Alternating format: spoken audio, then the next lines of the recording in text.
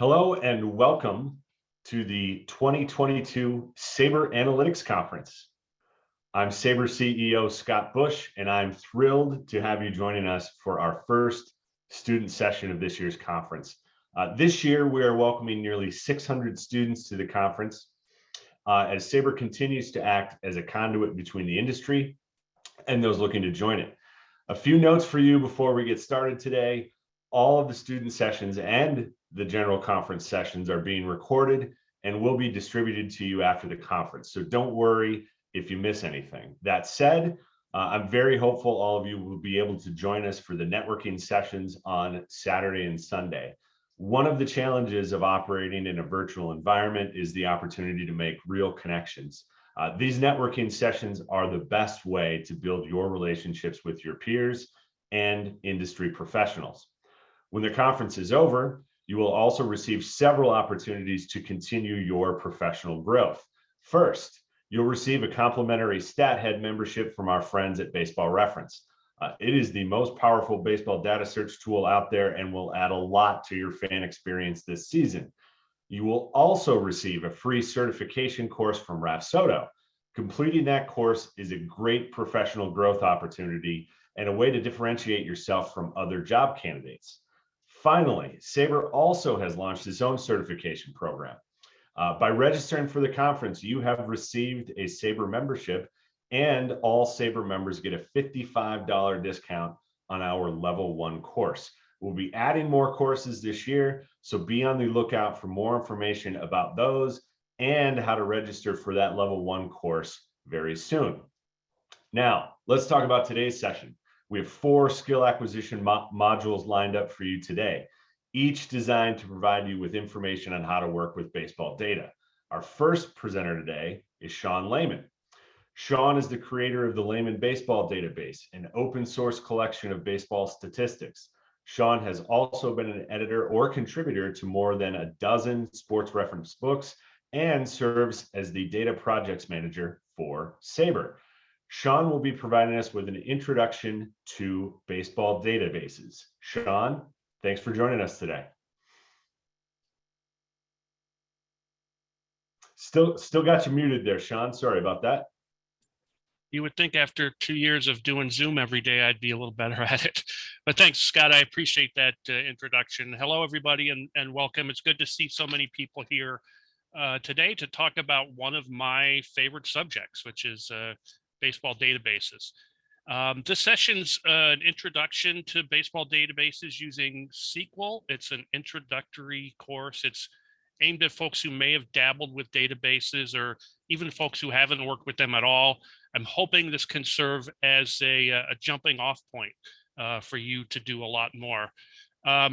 If you have questions, I'm going to move pretty quickly and cover a lot of topics in the time we have today. So if you do have questions, please post them in the chat and I'll try to get to all of them.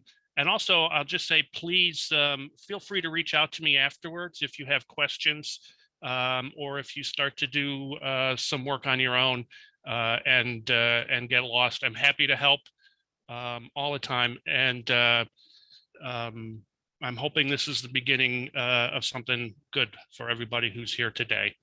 I'm going to give an overview of some important concepts with databases and walk through a bunch of examples. And the goal will be at the end to give you the skills and the resources you need to get started working with databases on your own and to move forward and to develop some more advanced skills. I'm going to share my screen here with you. I'm going to show you just a few things. And then I will mostly be doing some hands-on stuff. Can you see my screen there okay, everyone? All right. I'm going to take that as a yes. So we're going to be using Microsoft Access with the Lahman Baseball Database. If you want to follow along at home, you can certainly do that. This link here will point you towards that, or you can just Google baseball database and it'll come up. If you prefer just to watch along today, that's okay too. we're going to be just focusing on some really broad concepts today. So whatever works for you. Let's start by talking a little bit about what a database is. Most folks will say it's a collection of data, but that's not entirely correct. A database is a way of organizing that data, specifically to make it easier to analyze and extract meaningful information. And when we created a database, what we're doing is designing a set of rules that will govern how the data is collected and stored. And those rules are what make complex analysis possible. One of the most common ways of working with data is with spreadsheets. You may be familiar with Microsoft Excel or Google Docs as an example of that. For many purposes, spreadsheets are an adequate tool, and you can make manual entries. There's no need for really strict rules. You can use the basic tools of a spreadsheet to sort by year and see who the most recent World Series winners were, or to find out how many times each team has won a championship. Spreadsheets are good for simple lists and asking simple questions, what we in the database world call queries, but you need a database to do more complicated analysis and to work with large collections of data. So what if we wanted to ask some more complex questions than this, say looking at the correlation between how many wins a team gets and the likelihood that they'll win the World Series, or how many teams led the league in home runs but failed to make the playoffs. These sorts of questions require a more complex set of data, and they require tools that don't readily exist in spreadsheets. So in order to answer those sorts of questions, or what a database folks call queries, you need to create a structured database, and you need to work with what we call a database management system to make those queries. And we make those queries using a form of computer code called SQL, or structured query language. I'm going to walk through the basic concepts of SQL today, but what's most important is you understanding the underlying concepts. The specific syntax of SQL will become easier as you spend more time working with databases. But if you understand the fundamental ideas and what we're trying to accomplish, I think the rest will be easier. So for the purposes of this session, as I said, we're going to work with Microsoft Access. It's not the most robust tool, but for learning purposes, it has a couple of distinct advantages. And one is that it's readily available. It comes as part of Microsoft Office. So anyone working in a professional setting or in an academic setting likely has it available. For more robust analysis, you would have to install a whole series of tools and then learn a programming language like Python or R. And you have to do all of that just to get started. But with Microsoft Access, all you have to do is click the icon and you're ready to get your hands dirty and dig into a database. And second, Access has a visual interface that makes it really easy to explore a complex database. It has drag and drop tools that help you build queries without having to know how to write SQL code. And better still, the tool will help you learn about SQL by building queries for you. So I'm going to start by explaining some of the basic concepts of how we build a database, and we'll go through these ideas once quickly, and then we'll dive into Access and see them in action. So we talked about rules for databases and what and why you need them. If you recall, spreadsheets are simply organized into rows and columns, and a data table is a similar structure within a database. These are some examples of data tables here. Each column is what we call a field. Each row is a record, and each of those fields have rules. And the most important of which is to define a data type. A field can contain a string of text. It can be a number. It can be a date. And of course, we can get even more precise when defining each of those data types. A string can have a variable length, someone's last name, for example, or it could be of a fixed length, like their defensive position, which is generally 2 characters. A number can be an integer, like the number of home runs, or it can be a decimal, like batting average. Another rule we use is to define whether a value is required or not. If we have a list of players, for example, we might require that they have a first name and a last name and a birth date, but not every player will necessarily have a nickname, and those who are alive won't have a death date. Another important rule is creating something called a key, and that's a field that helps us to group similar records together and distinguish unique records from each other. So one example would be the 3-character team abbreviations that we use for each team. In some tables, like this one, it's a listing of all of the active MLB teams. The key might be unique, right? It's only going to exist one time. But in other cases, such as a table of batting statistics, it's going to appear more than once. Keys also help us distinguish players or teams who have the same name, but are in fact different. The Frank Thomas who played for the White Sox in the 90s is going to have a different unique key than the Frank Thomas who played for the Mets in the 60s. The purpose, the important thing to remember here is that keys help us to connect different tables together, which helps us better organize the data. These concepts will become more clear once we dive in, but for now, just remember the key concepts: that we organize data into tables, we define data types, and we create keys. So let's take if we can, let's take a quick moment. I want to show you what the Lahman baseball database looks like and how it's constructed. It's a pretty complex database, as you see, 27 tables. Let me just mention real quickly a concept in databases that we call scope. Of all the publicly available baseball databases, this one is at the highest level. For players and teams, it has season by season totals. In other words, there's one record for every player season, just like you would see at Baseball Reference or in a printed encyclopedia. If you're interested in looking at game by game or play by play data, you'd want to work with the retro sheet database. And if you wanted to look at pitch by pitch data, you'd look at something like Baseball Savant. Scope is an important concept. If you want to know how many times Joey Votto has drawn a walk on 4 pitches, or how often Aroldis Chapman plunked somebody with the 100-mile-an-hour fastball, you're not going to find it here. And likewise, if you wanted to know how many home runs Mike Trout has hit, it's going to be a whole lot harder to try to answer that question from play-by-play or pitch-by-pitch data. So understanding the scope of your question is important.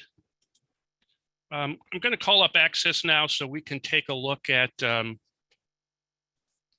these tables, and I'm just going to walk through them real quickly. We'll look at some of these tables in more depth in a little bit, but for now, I just want to talk about kind of the overall concept.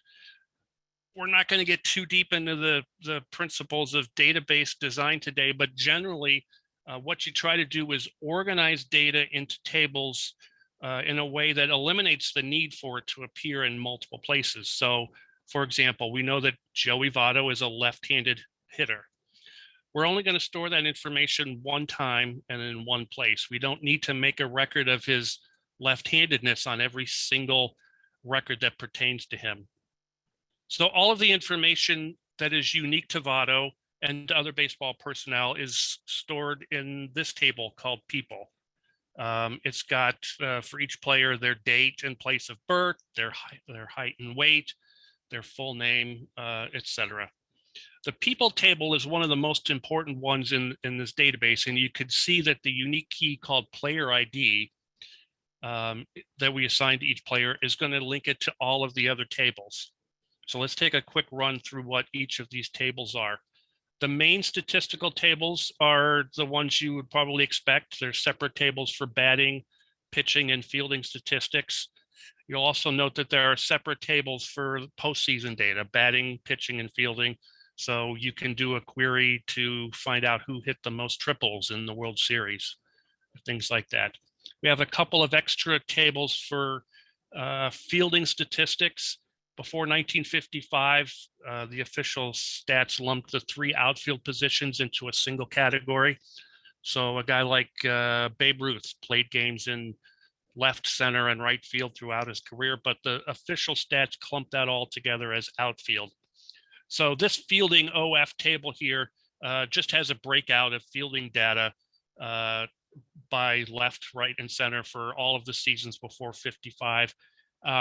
Fielding outfield splits has some more advanced fielding data for outfielders from 55 to the present, derived from retro sheet game data. We could do a whole hour on fielding data, but I don't want to get sidetracked too much. There's another table here called appearances, which just tracks how often a player appeared at each position. So a lot of that is in the fielding table, of course, but this also includes how many times somebody appeared as a pinch runner, a pinch hitter, a designated hitter. We've got a separate table for managers, which contains their year-by-year managerial records. And just as with all of the tables for players, each one here has a corresponding record in the people table with their name and birth date and so on. So the people table is pretty important one because of everything that's related to it. And the same is true of the teams table, which contains year-by-year data for each team, their won-loss record, team totals for batting and pitching, their final standings, etc. And there are 4 other tables that live, that live underneath that, that have additional data about teams. The franchises table, teams franchises, is how we keep track of teams as they move or change names. It's how we can tell that the California Angels and the Los Angeles Angels are part of the same franchise, or the Boston, Atlanta, Milwaukee Braves. The home games table here tracks where and how many games each team played in any given season. We have games that are played at neutral sites for a variety of reasons, and this is how we keep track of that. The parks table here has a little more detail on each stadium. And one of the things that helps me do is keep up with all of the corporate name changes. And last but not least, the series post table, which has the details on each playoff series, which team won, which team lost, how many games each team won in each round. It's pretty straightforward. So these are the 16 tables that are kind of at the core of the database. There's a bunch of supplemental tables here. I'll go through those real quick. The Hall of Fame table has vote totals for each year's Hall of Fame ballot. It's a quick way to look up whether somebody's a Hall of Famer or not. The All-Star table there has data on every player selected for an All-Star game. It tracks whether they played in the game, whether they were a starter. And salaries, it's an admittedly incomplete collection of annual player salaries based on data that's been made public. There's also 4 separate tables for awards, with manager awards and player awards stored separately. This players table and the managers table here just tell you who won the awards each year: manager of the year, MVP, Cy Young, etc. And then down below that, you see what's called award shares, which has voting breakdowns for each of those awards when that information is released. So you would use the awards table to find out, for example, how many Yankees players have won an MVP award. And you could use the shares table to find out how many Yankees got MVP votes. There's another data table up here called college playing, and that's a list of which colleges a ball player might have played for. 1 record for each season. There's no playing statistics here. It's really just about where and when guys played college ball. And the table called schools has more details on each college team, like the full name of the school and where it's located. And I should mention two more, which aren't used very often, but they're not even on the screen, but well, here they are: managers half and teams half, which are related to split seasons. Those are actually more common in the minor leagues, but we've had a couple of those in the major leagues. They just have first half and second half records for teams and managers.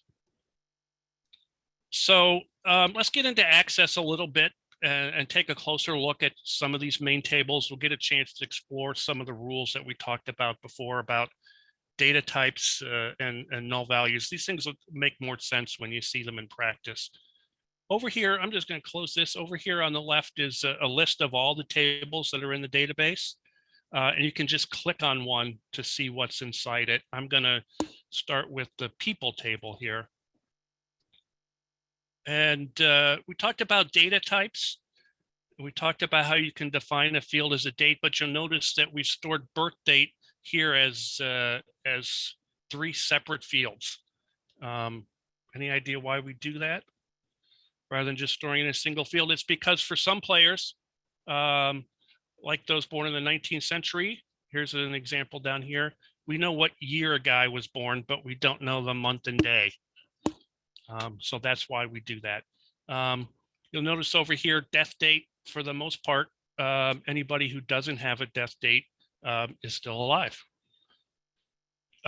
Over here, as we'll scroll across, you'll see we have, this is a debut date and the final game that somebody played. That gets updated every year.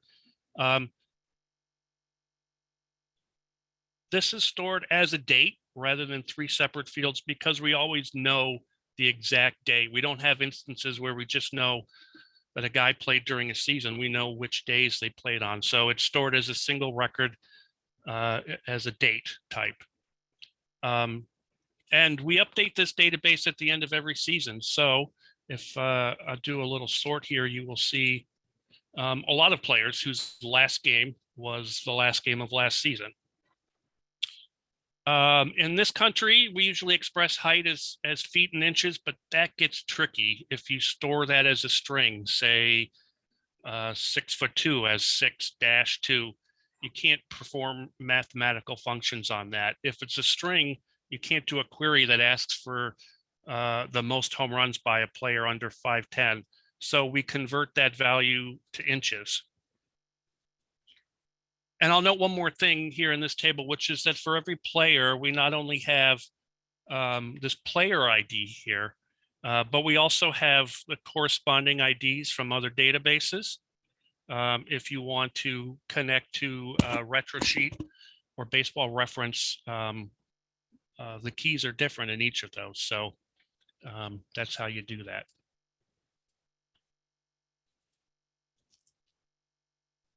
Let's open up the batting table now to take a look at that. I think most of these field names are self-explanatory, but let me point out a couple of things that might not be. This stint field is important. When a player appears with multiple teams in the season, this field helps us tell what order those stints occurred in. We'll page down a little bit and see an example there. Somebody changing teams. Here you go, 1 and 2. It's always 1 if a person spent the whole year with 1. And when we look at some of these records, you'll notice that some of these fields are going to be blank. As you notice, a bunch here: caught stealing, intentional walks. In the 19th century, they didn't track things like that, like hit by a pitch or sacrifices. We talked about rules that define whether a value is required or not. In this case, there's a difference between not knowing how many intentional walks a guy had and knowing that he had 0, right? Caught stealing is a good example of that. We don't have complete data on that until about 1920. So if you're trying to find out who had the best stolen base percentage, you need to understand the limitations of your data. There's other examples of missing data in here, which you'll see as you explore more. And most often that's because that data was not recorded. Let's take a look at the pitching table real quick. And again, these fields are mostly self-explanatory. You'll see as you look at this, there are statistical categories that were not trapped or not captured for many seasons in the 19th century. We talked about how in the people table, the height field is converted to inches to make mathematical calculations easier. Here, you know, we do the same thing with innings pitched. Baseball's been wildly inconsistent in how it expresses fractions of an inning in its official record. So if a guy pitches 8 1/3 innings, sometimes that's expressed as 8.1, sometimes 8.3, sometimes you'll see the little fraction symbol. And all of those are fine for displaying in a box score, but you can't do math that way. The solution here is to store innings pitched as outs. So one inning is 3 IP outs, is what we call it. It'll help you avoid rounding errors. And since you can do mathematical operations in SQL, it's easy to convert that back to innings when you display your results or if you want to calculate earned run average. So those are just a few examples of the kinds of rules that make a database like this function. I'm not going to go through all 27 of these tables, but as you explore, you'll come across more examples. There's a README file that comes when you download this database that explains what each table is and explains what each of the fields are in case some of these abbreviations aren't clear. It's what we call a data dictionary, and it's a great place to start when you're working with this database or any other. I'm going to take a quick break to look at some questions. I know I've covered a lot of material really quickly right now. One of the questions here is about, let's see, Evan asks, for hitting in terms of right and left, how do you list a switch hitter? In this database, we use the abbreviation B for bats both. Some places use an S, and we can just pull up the people table and I'll show you what that looks like. Bats and throws, of course, throws is always RL. And we'll get into this a little bit more as we start to do some examples. Let's do that. Let's look at one of these tables and build some queries. Let's close these. Let me bring up the teams table. We started by talking about a list of World Series winners. You can get that from a table like this, the teams table. This contains information on a single team season. And as you see, there's a lot of information. I think there's upwards of 50 fields in this table. Over here, we have some simple things like their wins and losses, whether they won a World Series, whether they won the division, a wild card, etc. And then we start to get into batting statistics, pitching statistics, a whole lot of information here. One of the things you can do in Access, this is what they call the data sheet view. It's just a peek at the raw data, but you can also look at the design of the table here. So to do that, we'll click over here on View and we'll change it to Design View, and you can see the underlying structure. I'm sorry, this print on that is kind of small, but it gives a listing of the field names for each one, and then the data type here. So year is a number, league and team IDs are each text strings. If you click on each one, you can see further detail down below. So year is an integer, it's not a decimal. The league ID is a text string and it's 2 characters. If you look down there, it says field size 2. We typically use a 2-character abbreviation for leagues. Team IDs are 3 characters.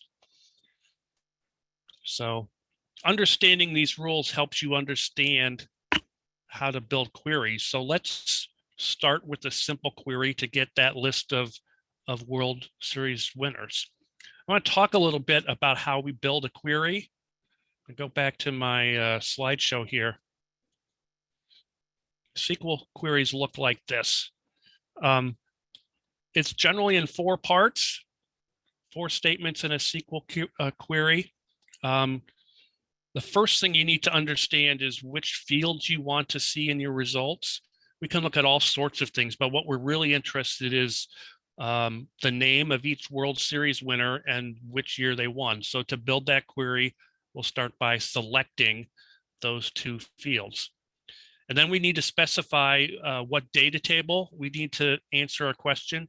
We're not going to get a list of World Series winning teams from the batting stats. It's going to come from the teams table. So that's what in SQL we call from.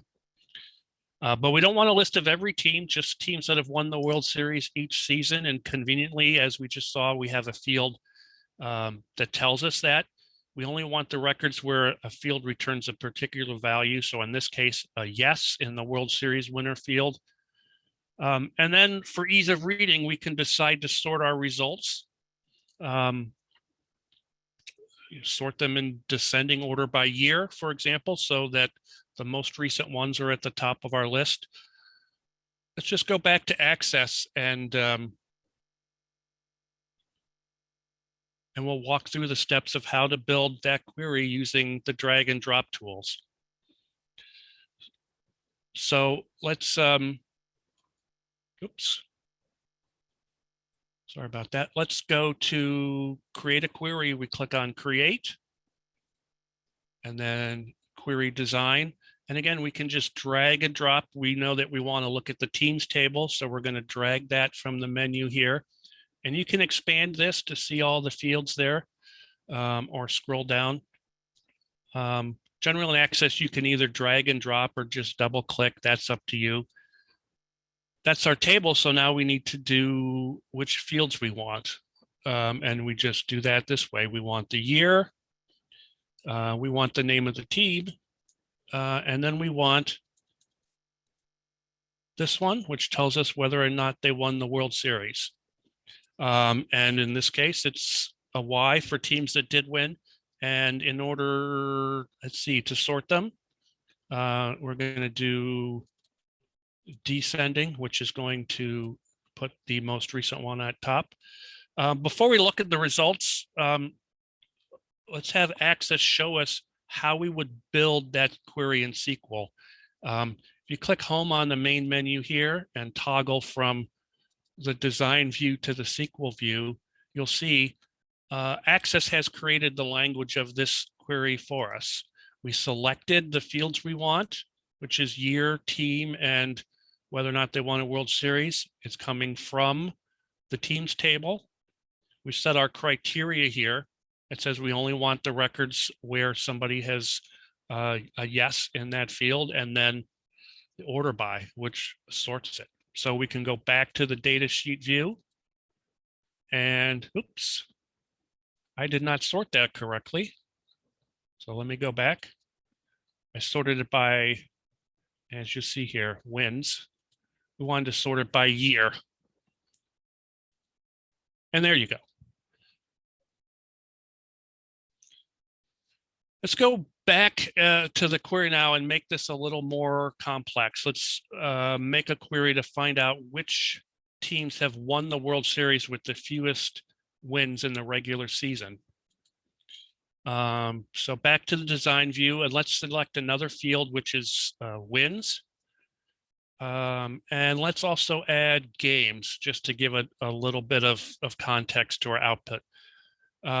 We can get rid of the sort by year there, and let's change it to sort by wins, right? We want to see which team won the fewest games in a season while winning a World Series. We want the lowest number first. So let's go back to the data sheet view. And there you have it. The Dodgers won a World Series in 2 shortened seasons, shortened for different reasons. And then the 1918 Red Sox. We can go back to see what the SQL code looks like.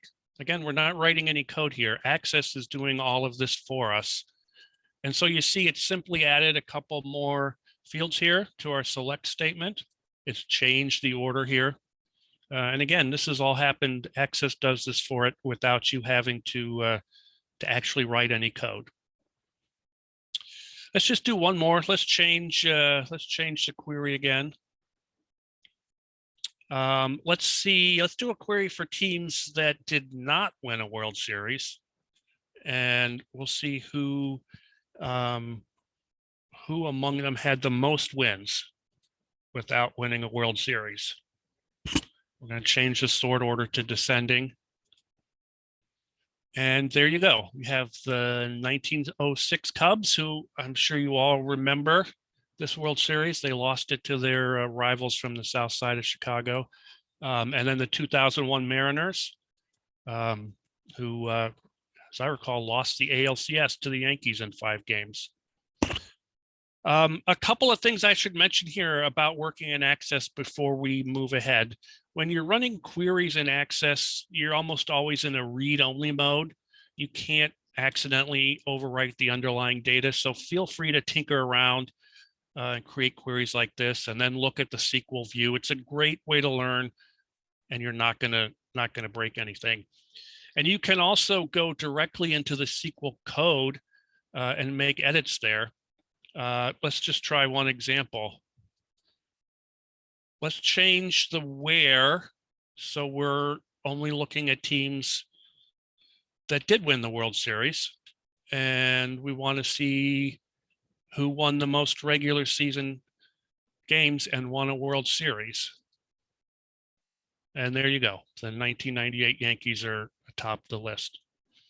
If you make a mistake in writing your SQL code, let's say, for example, you have a field that doesn't exist, you'll get an error message that looks like that. So this is what makes the visual tools so helpful when you're learning. I think this is really one of the best ways to do this. We've covered a lot of ground. Let me take a look and see about some other questions here. Let's see, Grace Hughes has a question. If I could detail the differences between the batting table and the batting post table. Yes, just quite simply, the batting table just has regular season records in it, and all of the playoff games are in the post table for batting, pitching, and fielding. And let's see, Shabir says, within each table, does each field have an ID as well? No, actually, each record has an ID, and let's go back and look at that real quickly. You can look at the relationships of all the tables here. So a lot of these statistical tables have a player ID, which links to this people table. So a record about Clayton Kershaw in the pitching table will link up here and let you see all of his biographical information. There also is in each case, as you might imagine, there is a team ID, which links to that team table.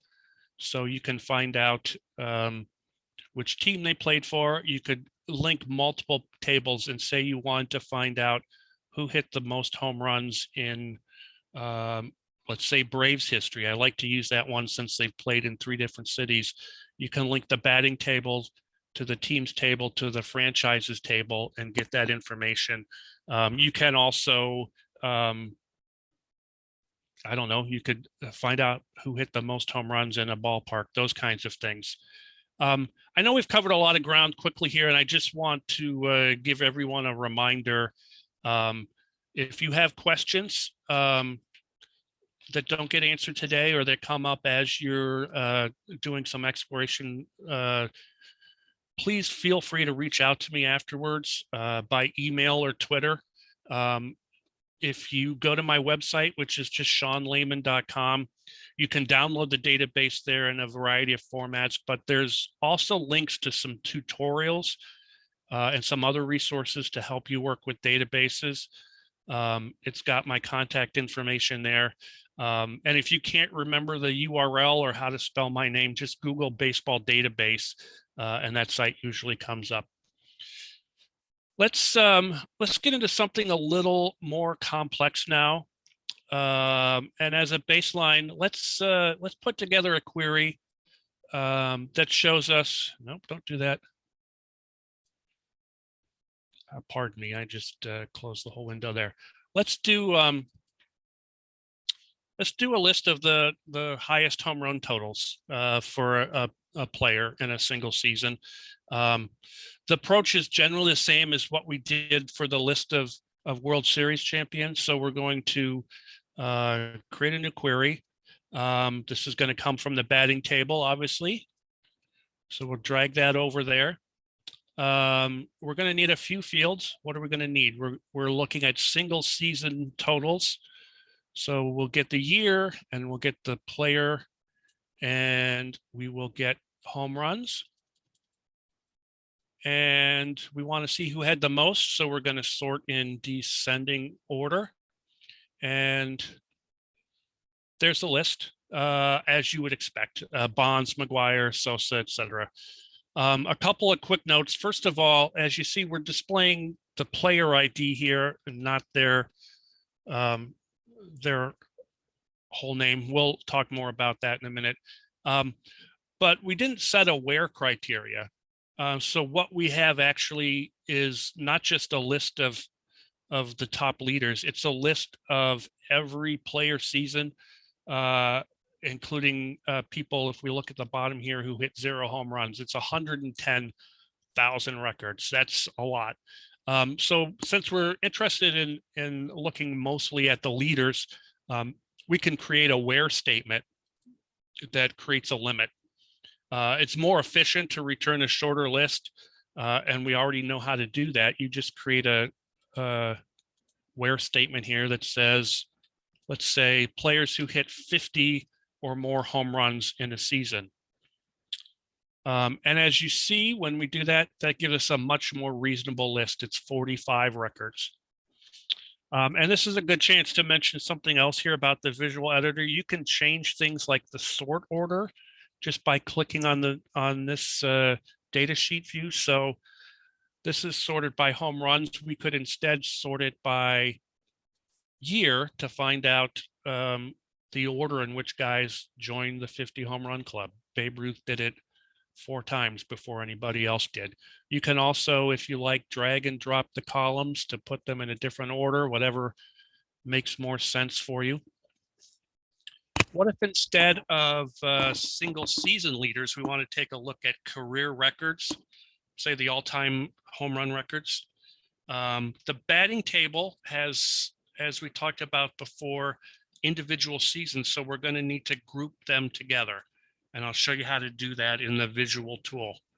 We go back to the design view and we're going to select totals.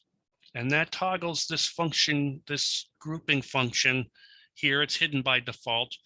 And this is where having strict rules in place really helps. What we want to do here, obviously, is to group those records by player.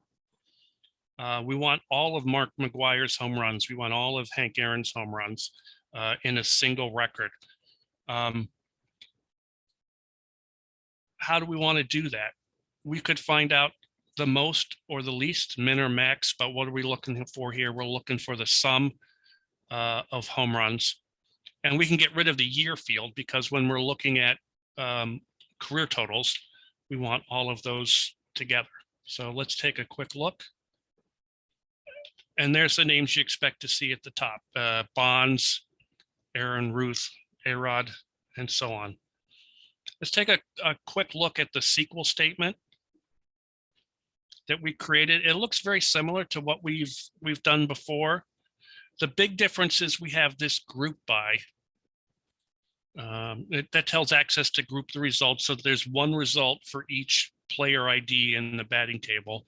And when you're grouping records like this, our where statement becomes what they call having, and it carried over our limit of at least 50 home runs from that earlier query.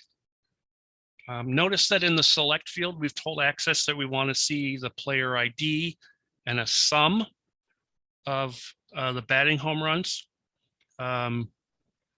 There's an as statement here, which just tells Access what we want to call that field when we're looking at our results. It defaults to sum of home run, but we could change it to whatever we want. Let's just call it career dingers. And there you go. It really shouldn't take you very long to become proficient at building these simple types of queries in Access where you're working with one table at a time. But let's take a look at how you can query multiple tables at one time. Let's go back to our people table. And we can take a look at that by clicking on that in the menu here. As you recall, this table has all kinds of information about each player. For each player ID key, we have the fields for when and where they were born. We have their name, their height and weight. So if we want to add the player names into our list of home run leaders, or maybe we want to see who's the leader among active players or players born in the state of California, we do that by querying our batting table and our people table at the same time. We can do that because we have this key called player ID that exists in both tables, and it allows us to join the tables together. Joining tables is an important part of building some really complex queries. So let's go back to this, our home run query. We're going to add the people table just by dragging it up there. Access knows that the tables are linked, and it knows how they're related to each other because that's one of the rules we've already defined. This little line shows the link from player ID in the batting table to player ID in the people table. So let's just, we will drag in their names, first and last, and look at the results. And that's much easier to read, obviously. We'll take a quick look at the SQL code here. See what it looks like. Most of this should be familiar, but notice in the second line, we have this inner join statement, which tells the database engine that you want to do a query against two tables and you want to link them based on a key that exists inside each one. In this case, we're linking the people table and the batting table, and we're linking them based on the player ID in each one. Going back to what I said at the outset, this type of query is only possible because of the rules we put in place. We created keys. We know that there are corresponding records in each table. Let's put another spin on this. Let's change our query. Let's go back to the design view here. Let's change our query so that we can see which of these hitters was a righty or a lefty or a switch hitter. We'll do that by adding this bats field here. And then we'll set the criteria. Let's look at just left-handed hitters. And there you go. There's your list of most career home runs by a lefty. And if we change that to, somebody asked about switch hitters before, we'll change that to a B.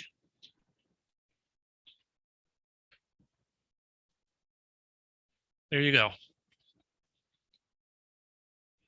Maybe you're interested in looking at a list only of players who are still active, right? So let's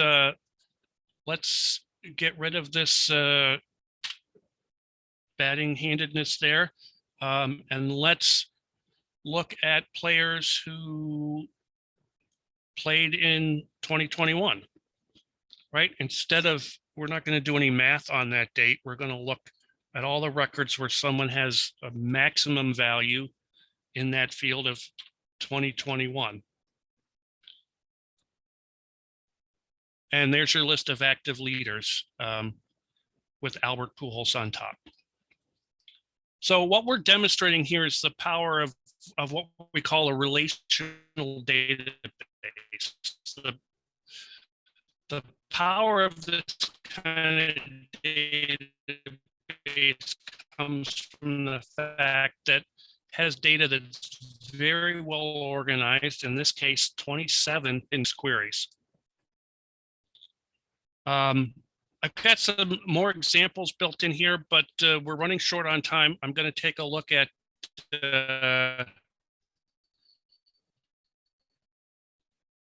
some of the questions here. And again, just a reminder, if you have questions afterwards, just come to my website or email me or hit me up on Twitter, however you can find me, and I'll be happy to help. Let me look at some of these questions. David Roldan, can you add more than one criteria? So how would that look? Yes, you can add an infinite number of criterias. Let me see. I think I may have one here I can show quickly. Let's let me share my screen again real quick.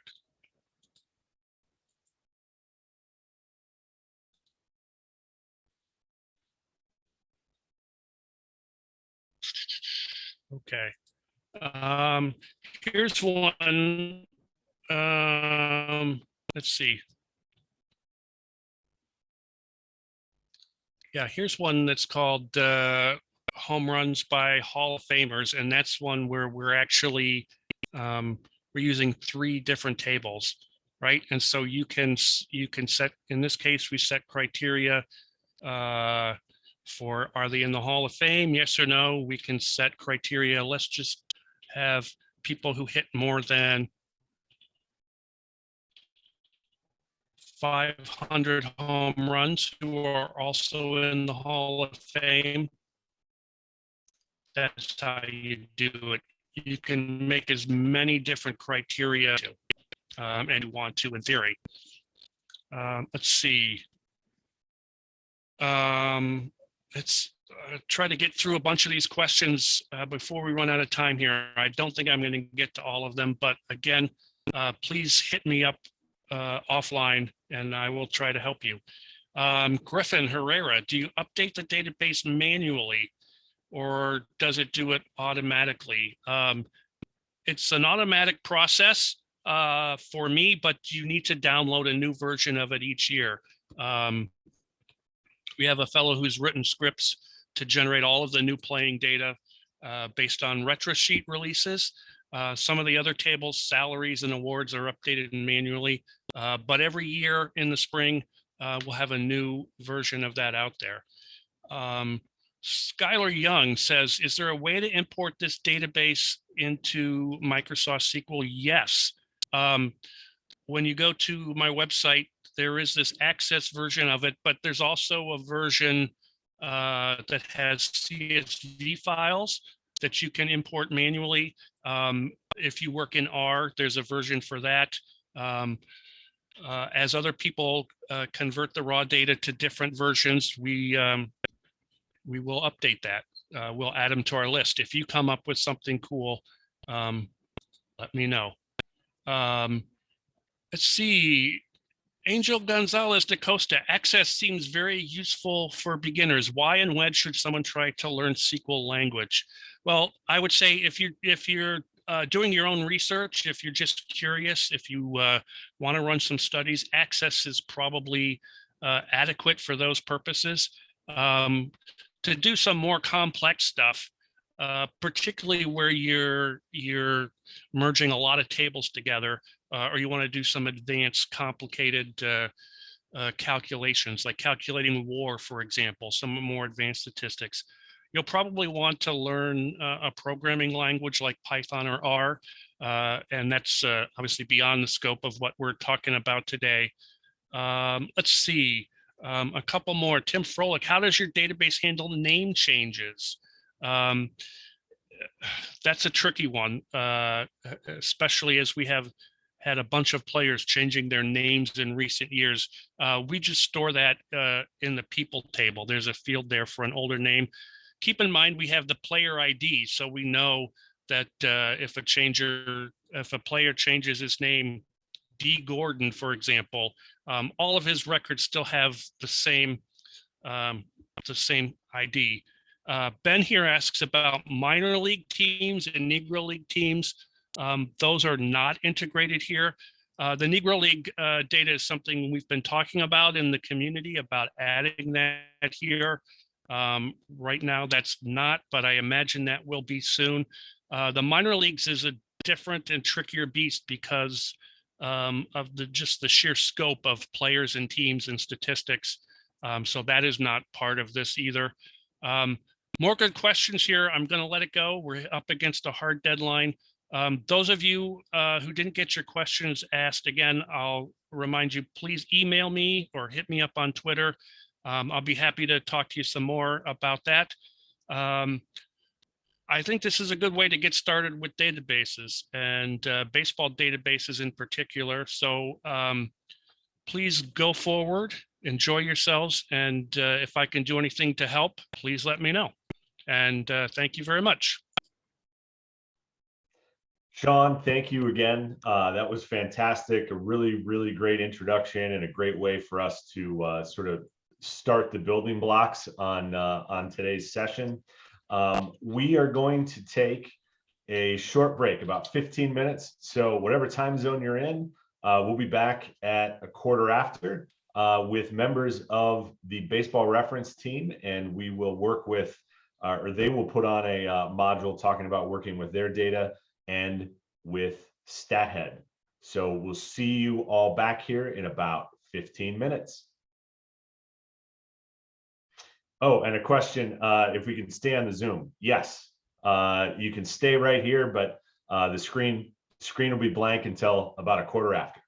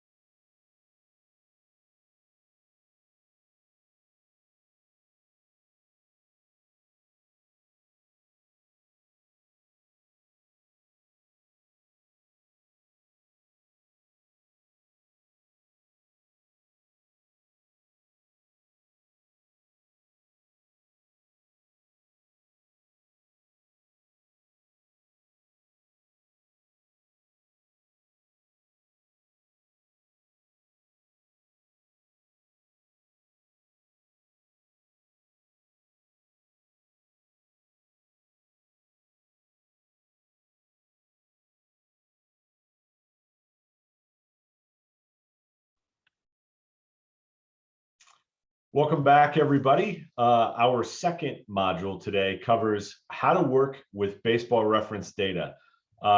Many of you would be unfamiliar with problems like this, but there was a time when working with baseball data required owning an encyclopedia or several CDs. Baseball reference changed all of that to the benefit of everyone and has continued to provide rich baseball data to the public for more than 20 years. Leading this discussion are Jonah Gardner and Zoe Surma of Baseball Reference. Jonah and Zoe, thanks for joining us today. Thanks, Scott. Thanks so much for having us. Yeah, thank you. Absolutely. You guys can take it away.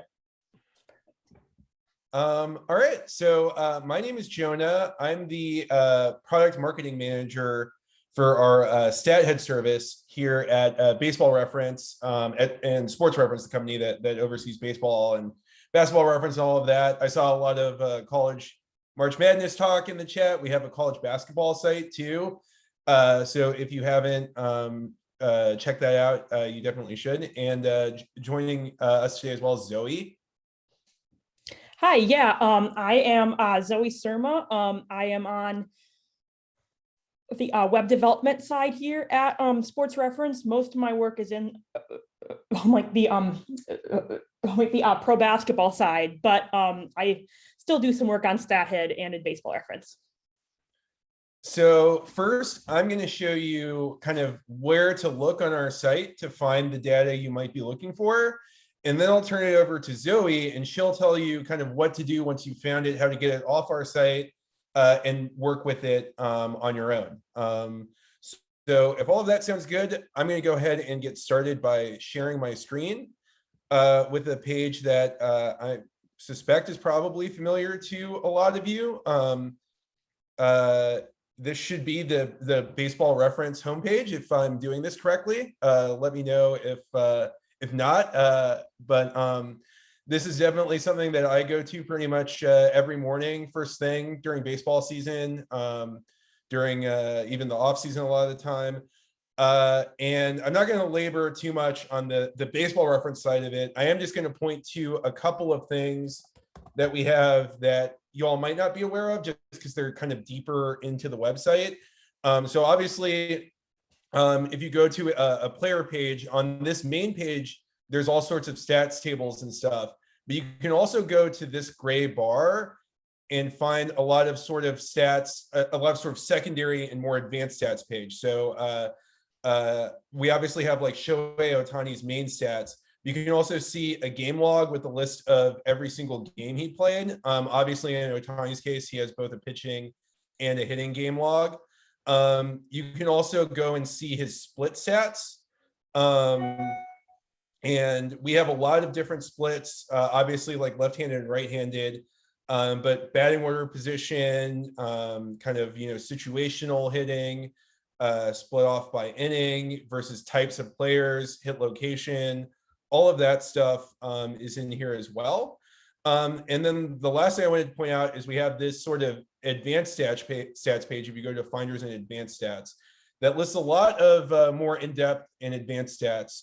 We have new ones that we've just posted on the site, like ROBA and RBAT Plus, which are kind of more all-in-one sort of hitting statistics. We have started to kind of pull in some of the StatCasty type data, so you can see average exit velocity and hard hit rate. And then you can also see sort of like on a pitch by pitch level, how hitters and pitchers are doing. So like who's swinging at the first pitch the most, who has the highest strike percentage, when are they striking, swinging versus looking. There's a lot of really interesting stuff on here. And you can also go to the season page and see that for every player, you can get like a full leaderboard on any sort of stat like that on this page down here, both on the team level, and then when it loads, you'll see the player one. So that's kind of just a quick overview of some of the stuff that you can find on Baseball Reference. But I think the real key is going to be to go to StatHead. If you haven't, StatHead is our premium sort of subscription service. it has a bunch of advanced research tools that let you answer more complex questions than just going to Shohei Ohtani's page and looking at how much WAR he has.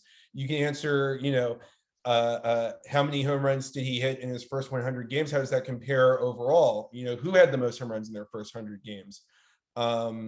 You can go into all kinds of different stuff, which I'm going to show off now. You all, I believe, signed up for the free trial, so you should have a free month to be able to play with all of this stuff. StatHead's also available at a 50% off the annual rate for students.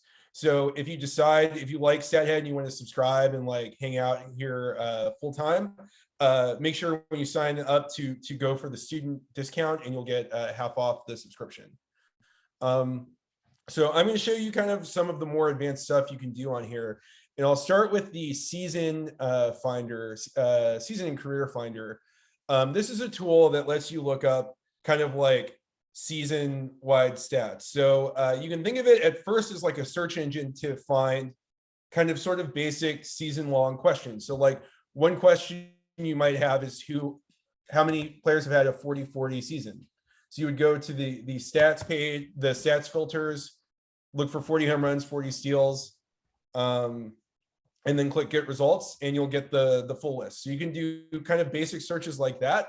And there are all sorts of filters that let you go, we have kind of the back of the baseball card stats. We have WAR and all of its component parts. We have WPA. And there's also some fun filters as you go further down, like where was the player born? How tall was the player? Their age, lefty or righty.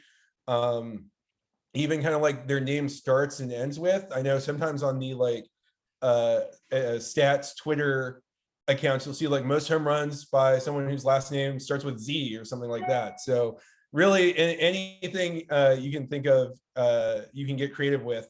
But you can also, in addition to just pulling up these kinds of lists, you can run different kinds of searches. So in addition to one season, you could look at career stats or decade-long stats or stats over multiple years.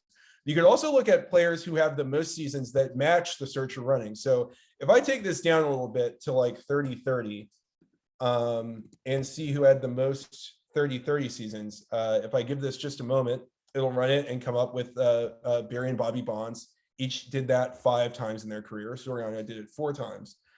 You can also see what season had the most players do it. So what year was there the most 30-30 players? You can run that search and you'll get both the year, the number of players who did it, and a list of who those players were.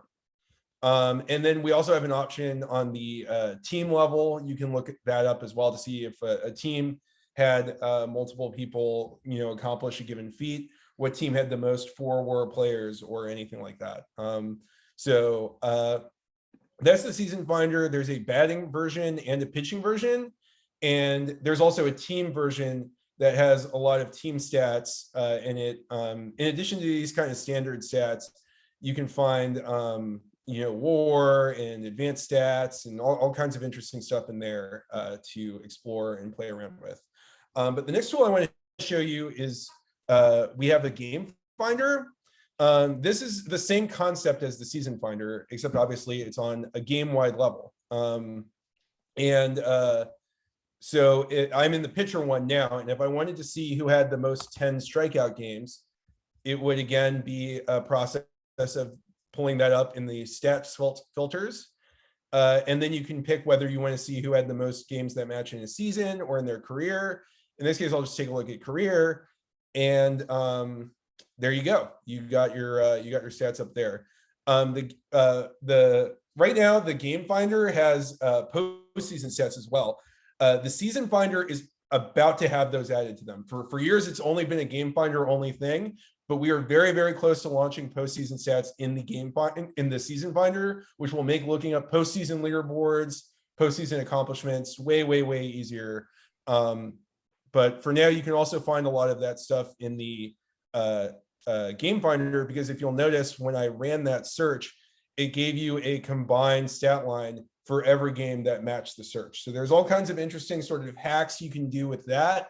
If you want to look up a player's like total stat line in certain situations, you can get that in here. and then maybe pull that out and calculate more advanced stats than these sort of basic counting ones on your own from there. So that can be one cool use of the game finder. I want to show you one of our most powerful tools. This is called the span finder. And this is something that we had a lot of requests for over the years. Basically, like, obviously, you can look in the season finder to find season long stats. And you can look in the game finder and find game stats. You can filter it to a range of games and stuff.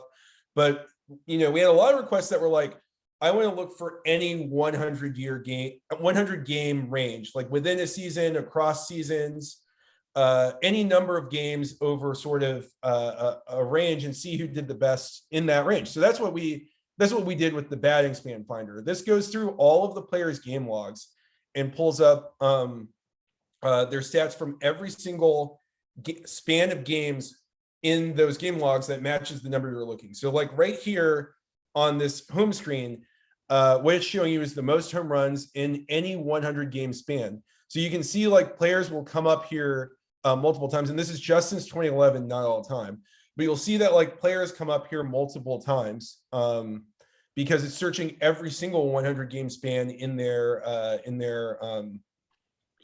career, basically. So obviously this kind of search can get very big very quickly and can be time consuming to run. So you want to have some idea of what you're looking for when you go in here. So for example, there was a point in last September where Juan Soto was just out of his mind. He was hitting something like 500, 650, 900 in like a 16 game span, which was just an outrageous performance by him.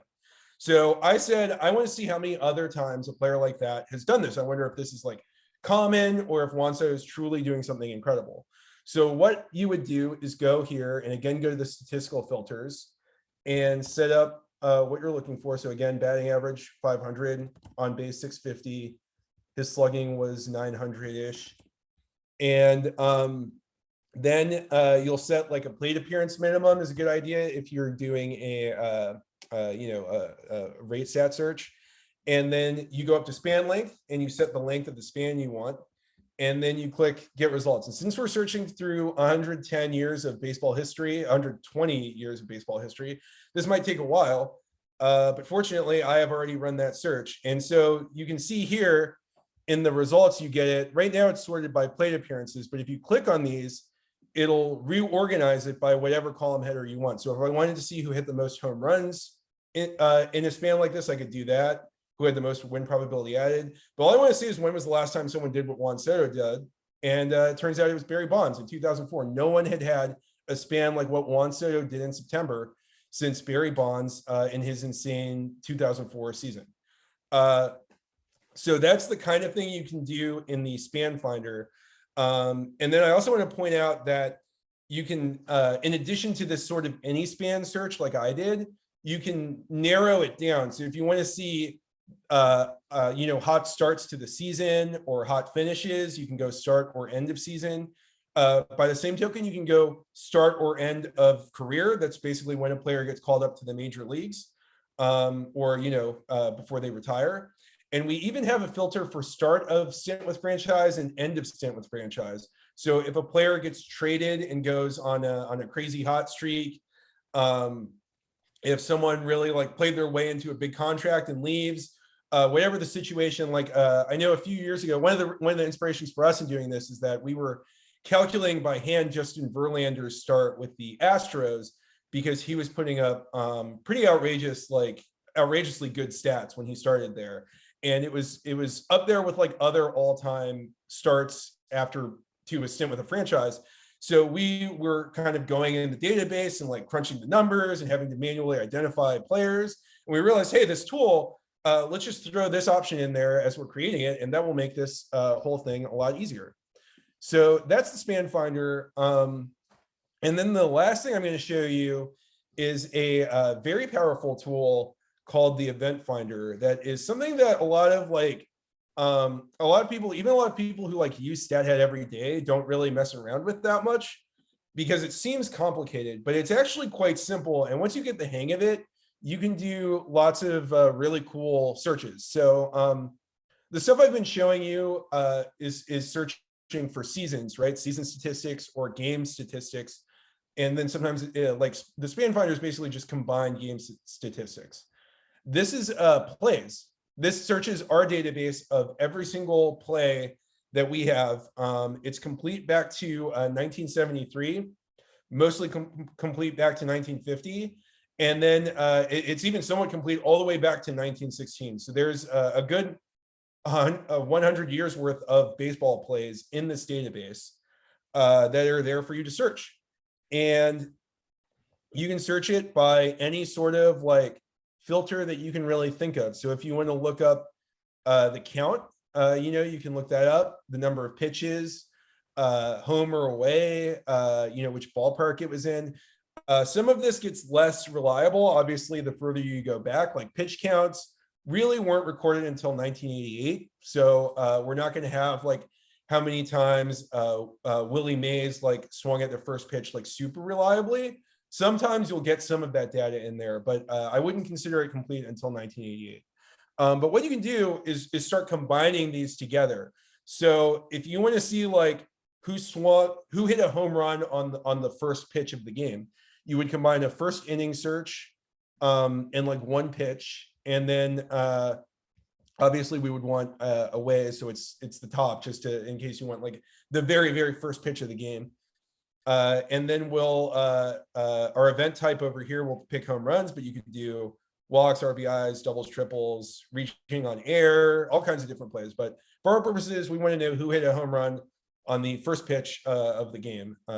So we'll run that search, and this will just take a moment. This one obviously also a big database, but there we go.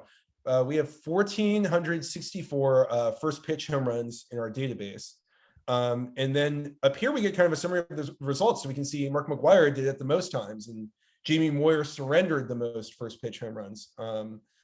And we can kind of like look through there on stuff like that. I do realize that I should have put a couple more filters on there. I needed to include 0 outs and no people on base to get that perfect. So let me add that in now.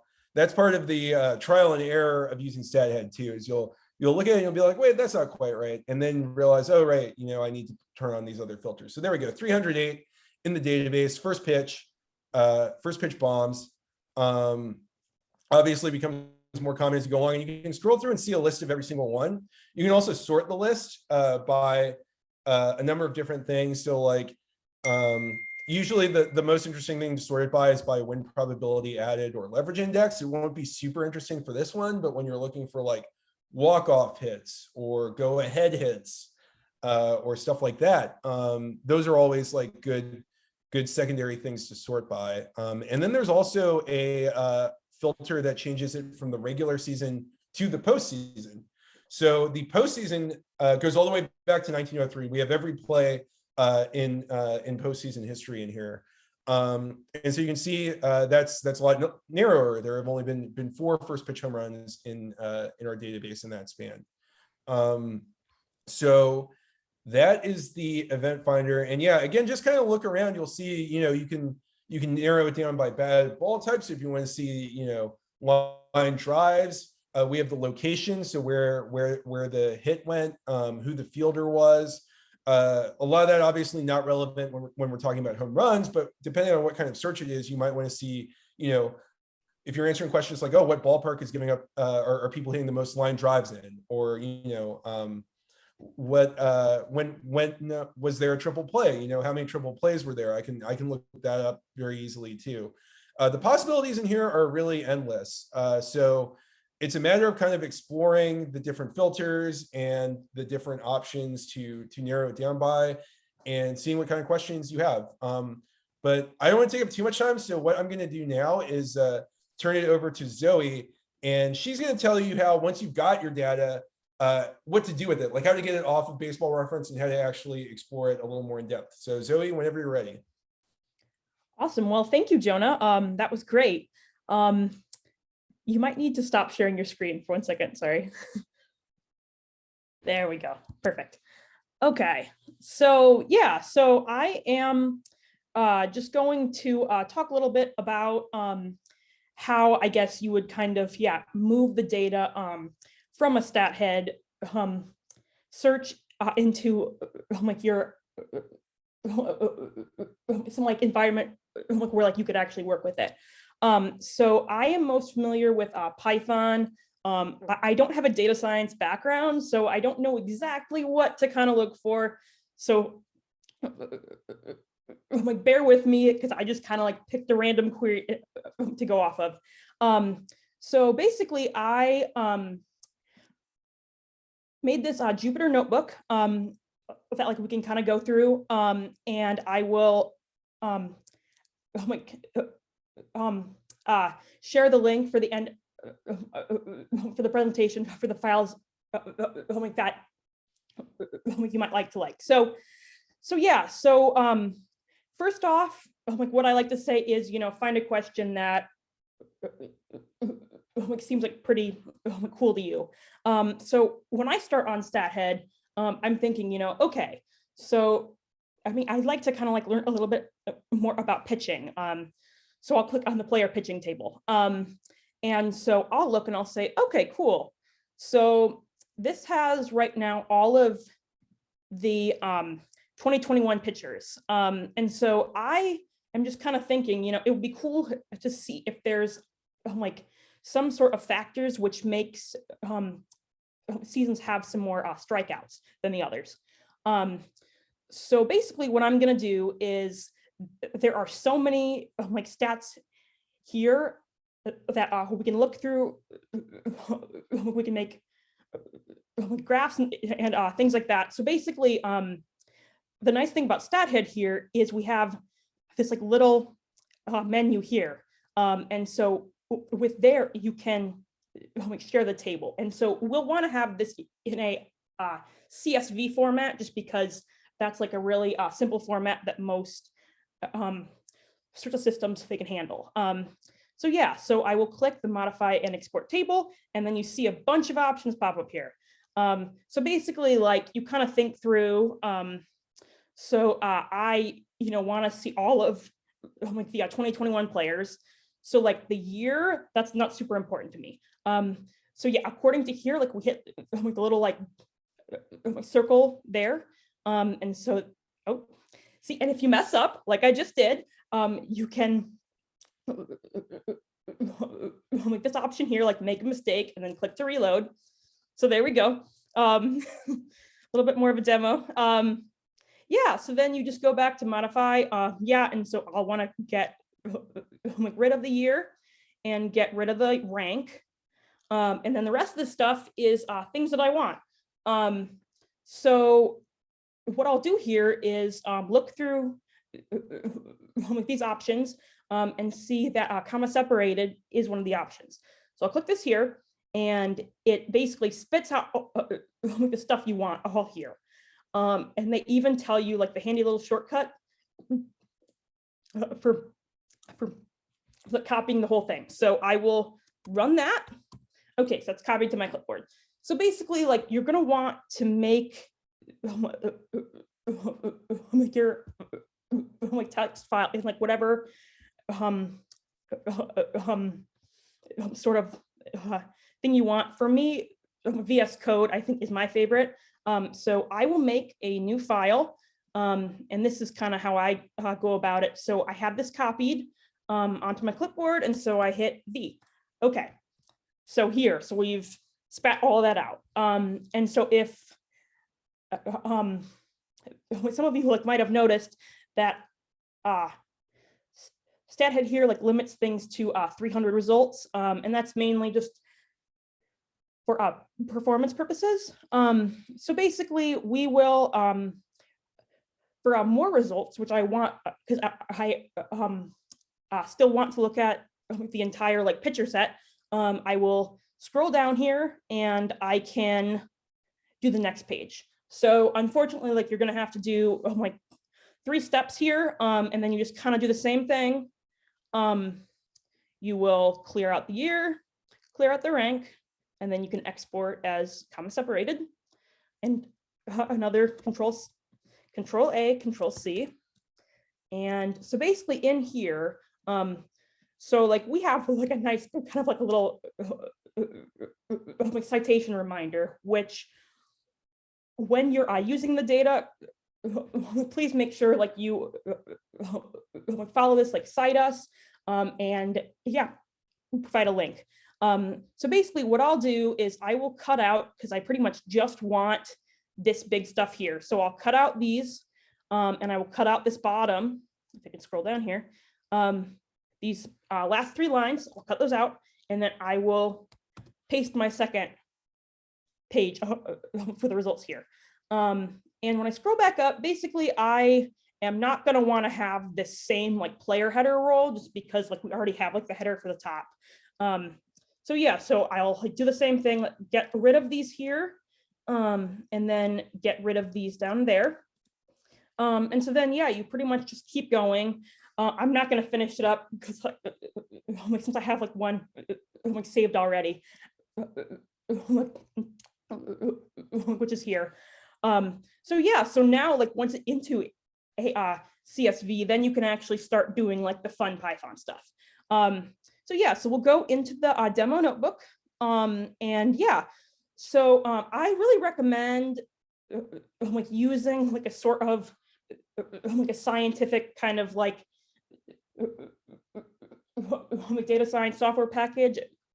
My favorite is this, just because there's so many different things you can work in. There's I mean, you can use VS Code, RStudio, super, and it like the one like nasty thing with Python is that there are just so many like packages, and the whole package management process is a mess.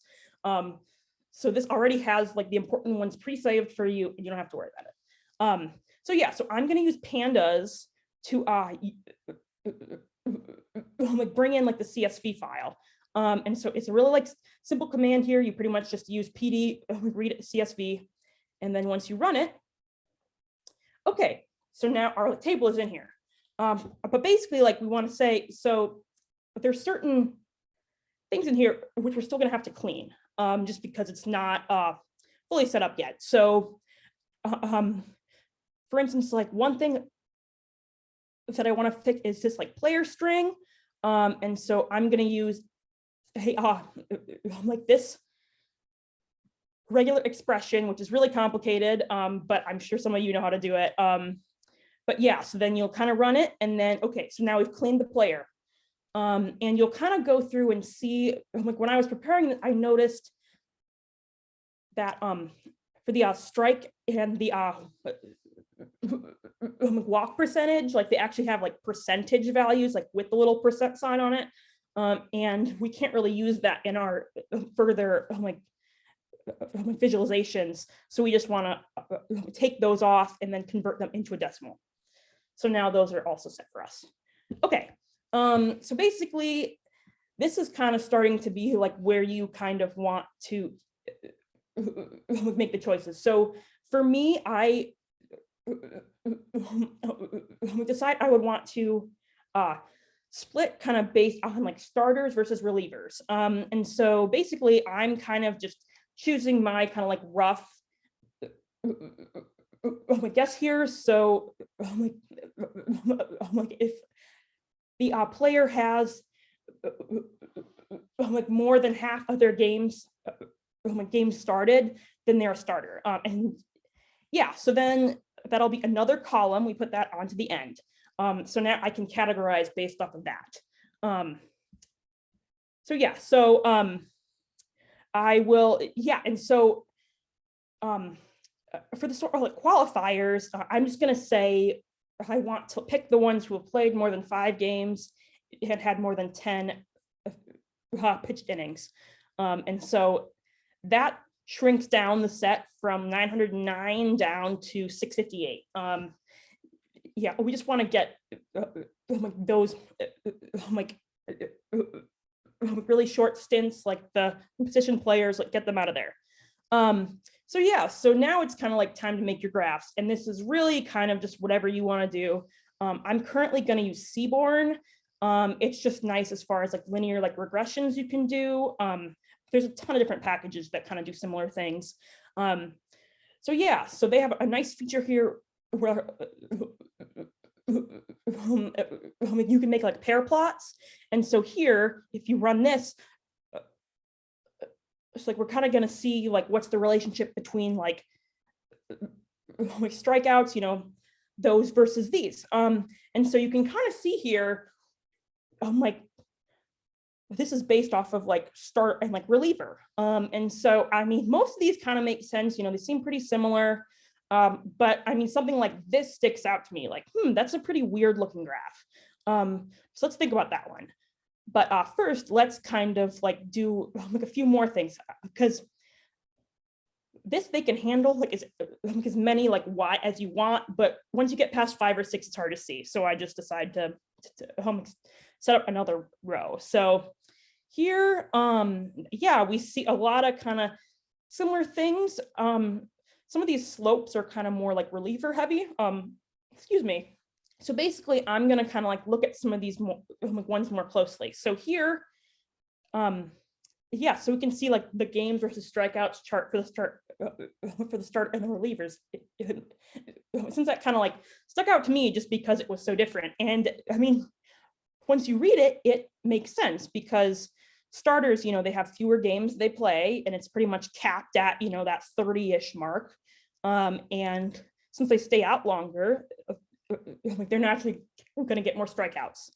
And if I want to look at like the walks versus strikeouts, so you can see that there's a slight difference between like what the starting pitchers kind of get as far as like the number of like walks versus for the relievers. And that, still it could just be with the number of like games they play.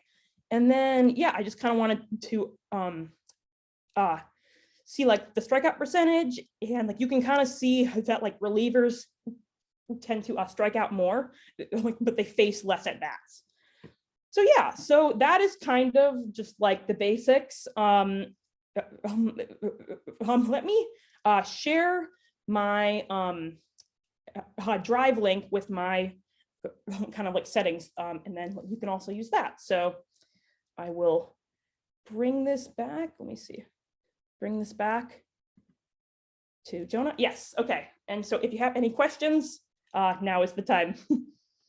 Yeah, please send us your questions. We wanted to leave plenty of time. If there's any stuff that you want to know about working with the Stata in Python, or if there's any questions about where you can find stuff on Baseball Reference or StatHead, please ask. We've already got a few. So the first question is there a way to export the data from StatHead searches without being limited by the 300 row cutoff? Right now there is not, but Zoe, correct me if I'm wrong. I believe that's something that is in development that we're talking about. I know we get that request a lot, so.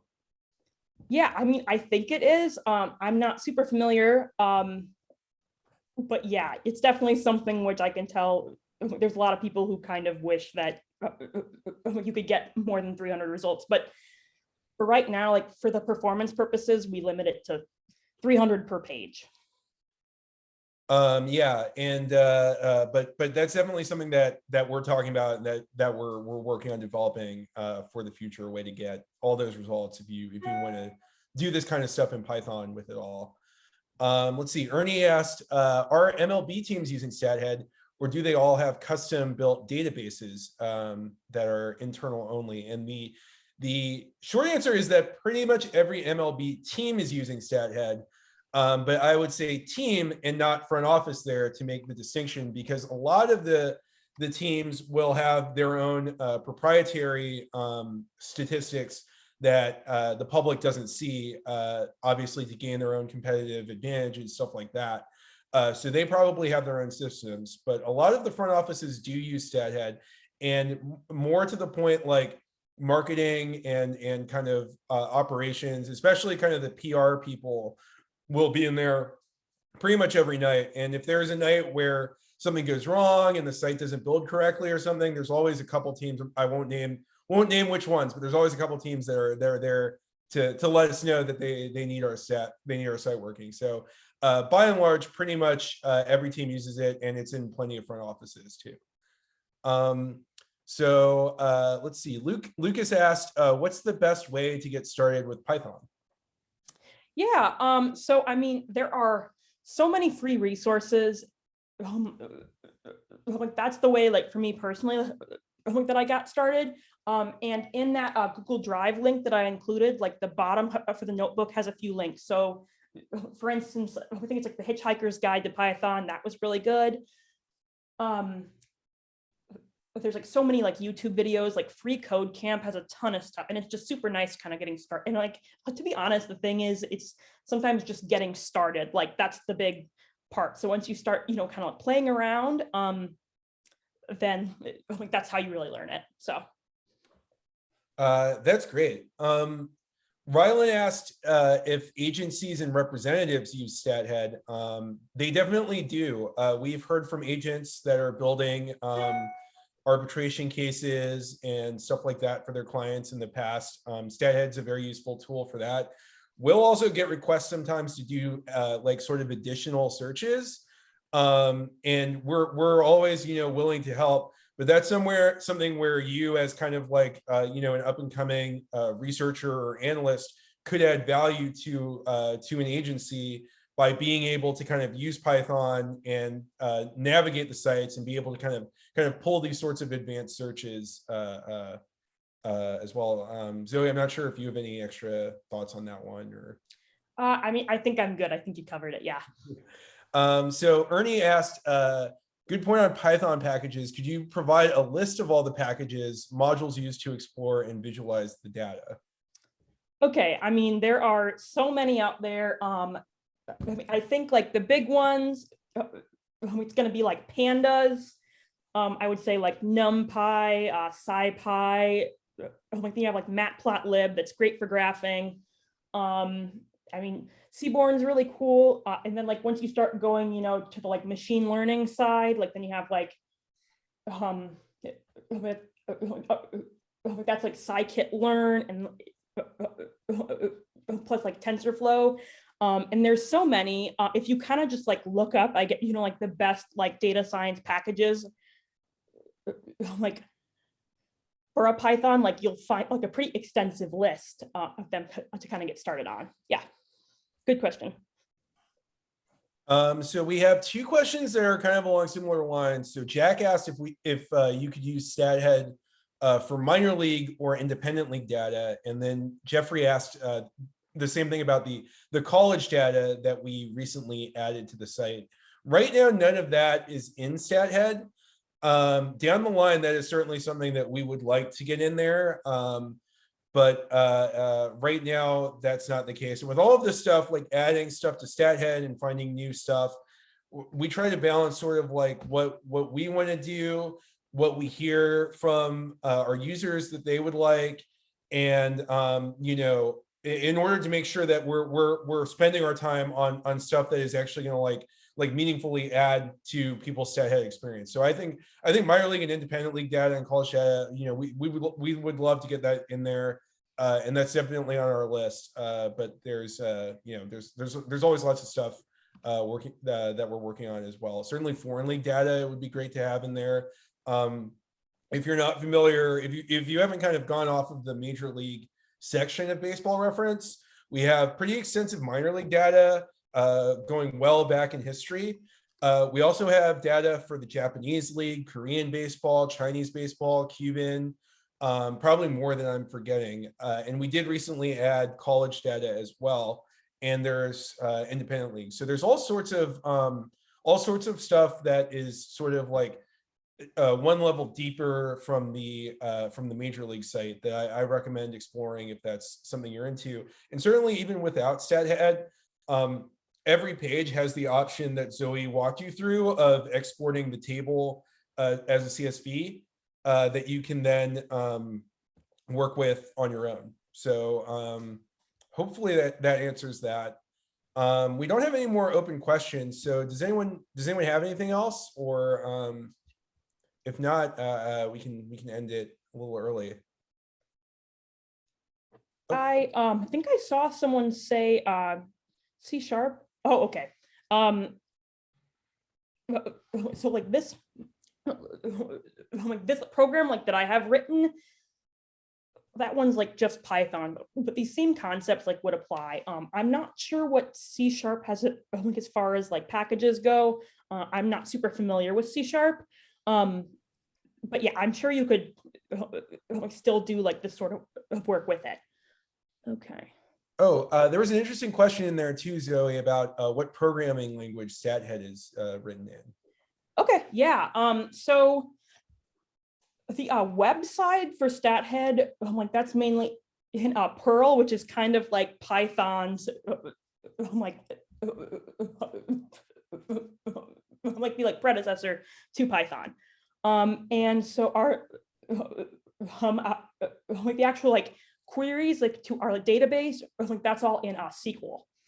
So yeah, so those are SQL is definitely like really good to learn as far as working with like this sort of like big data sets. Yeah. Here's an interesting question. Kathy asked, what sort of challenges do we encounter getting clean historical data?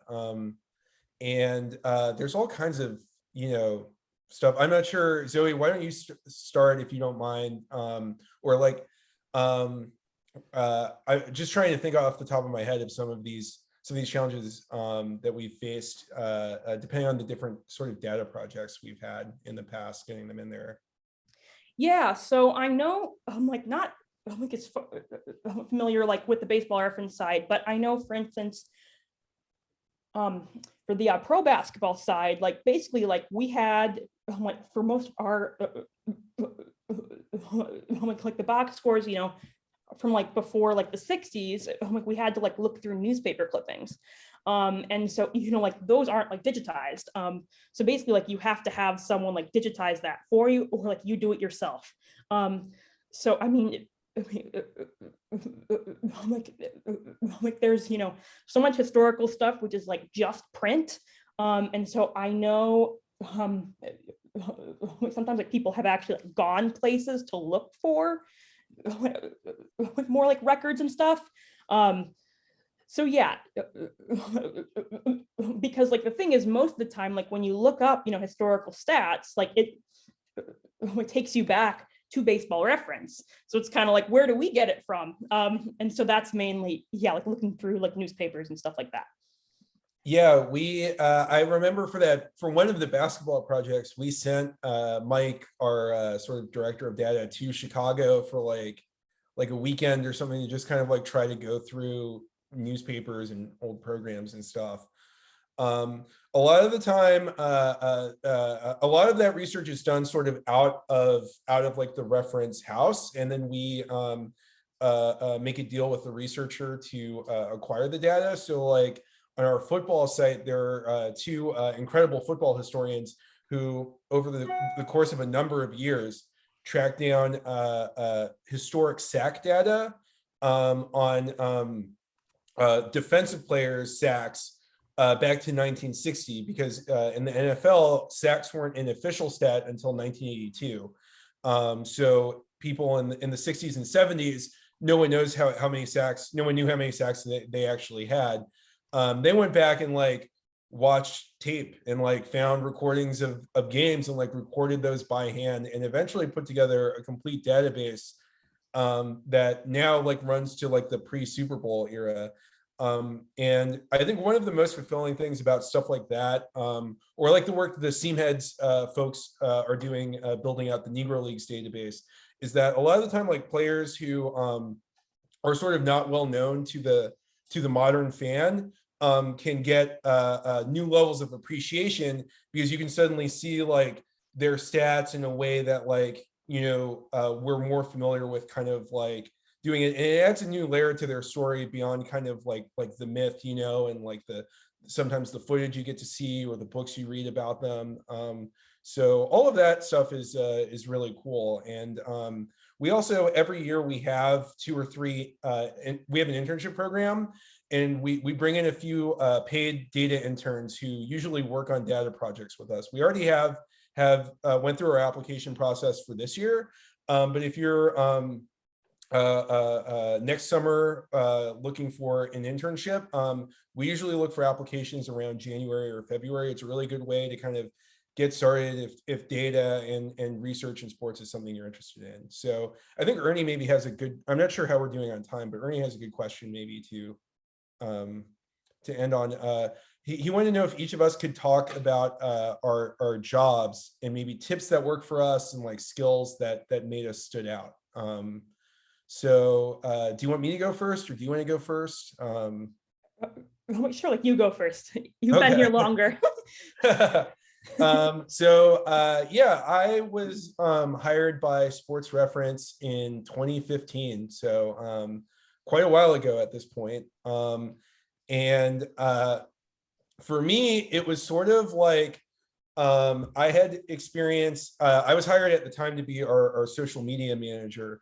So I had experience doing social media marketing for a few different companies that were totally unrelated to sports, but sports was my passion and my main thing. So I was spending my free time writing for an Atlanta Braves blog and writing baseball articles and watching basketball and kind of like really soaking and absorbing in like the sports world.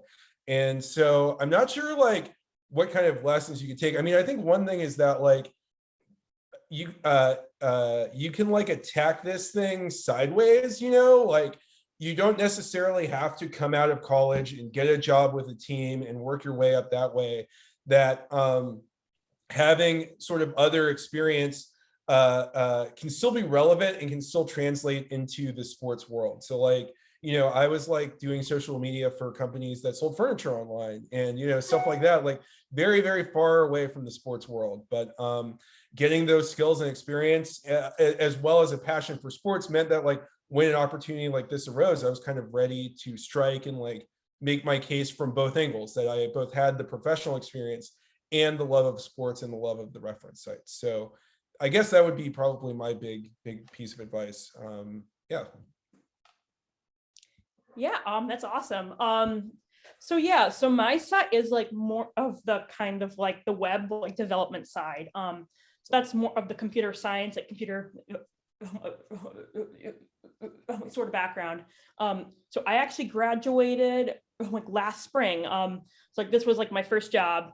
And yeah, I mean, for this sort of the kind of like getting like this sort of like back end programming experience, pretty much, like they wanted, to like have me like, know a bunch of like SQL, and I had actually like just taken my first like SQL class that semester. So I was like, okay, I can answer some of these questions. But yeah, I mean, I've been like using this site for, I don't know, like 5 or 6 years, like as long as I can remember. And it's still just been like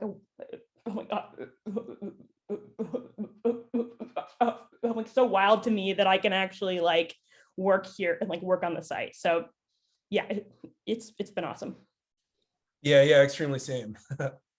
Let's see, there was a question about more information on the internship. We don't have a link because this year's program is already full.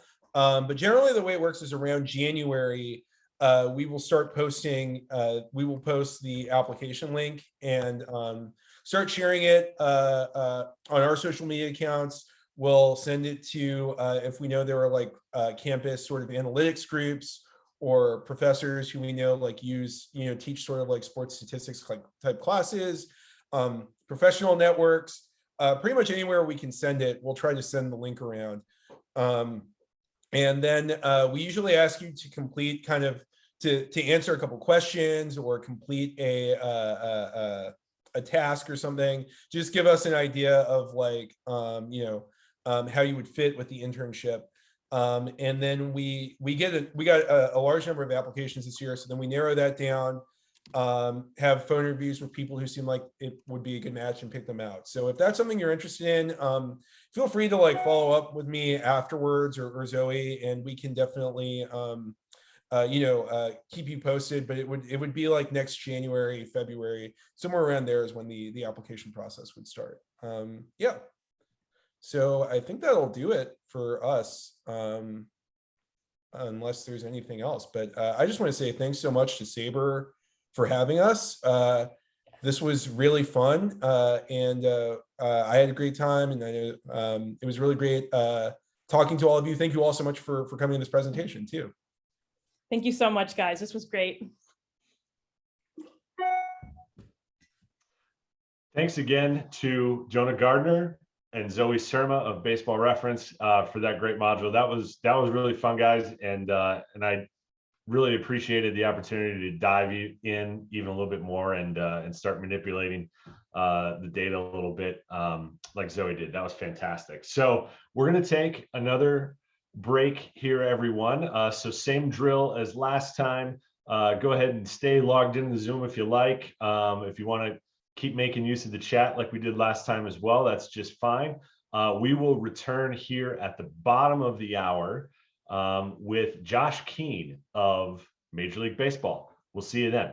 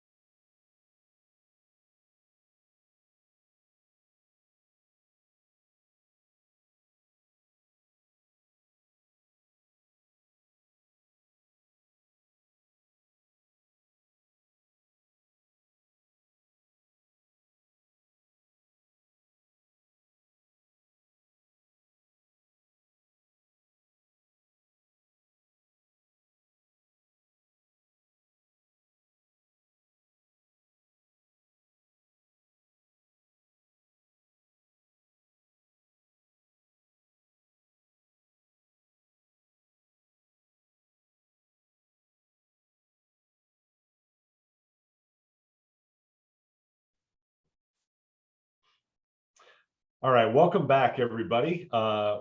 Thanks for sticking with us here during the student sessions. Our next session here, StatCast and Baseball Savant, really hand in hand, are one of the most important introductions to baseball data in its history. One at bat now generates more data than used to be available in an entire season. It's astounding, really. With so much out there, how do we even get started? Helping us answer that question today is Josh Keene, a baseball operations analyst with Major League Baseball. Josh, thanks for joining us today. Hey, Scott, thanks. So as Scott mentioned, my name is Josh Keene. I work with Major League Baseball in the on-field strategy department as a data analyst. And I'm here today to talk to you about Baseball Savant and working with Baseball Savant data in R. There's going to be a lot to cover in the next 30 minutes, so I'm going to go pretty quickly. If you have any questions or need some extra detail, just drop a question in the Q&A function and I'll try to get to it at the end. So for those of you unfamiliar with Baseball Savant, it's basically the website that Major League Baseball uses to house and display all of the data that we get from Major League Baseball games. So that includes StatCast data, a lot of derived metrics that we build on top of the StatCast data. And it also has a large number of unique visualizations that help to better describe what's going on throughout baseball games. So before we jump into the website, we're going to talk about the data that fuels it. So StatCast. What is StatCast? Where does the data come from? How is it captured? And ultimately, how can we use it? So for those of you that aren't familiar with StatCast, it's the technology platform that Major League Baseball uses to track and store, as Scott mentioned, many, many different data points that describe what's going on in the baseball game. So the platform dates back to 2015 when pitch tracking technology was installed across all 30 parks at the major league level. And now that we're entering the 8th season, we've been through a few different iterations, a few different technologies that help us do this. But since the 2020 season, we've partnered with Hawkeye Innovations to use their optical tracking sensors to better understand what's going on. In other words, we have a bunch of Hawkeye cameras installed around the stadium that track a multitude of data points.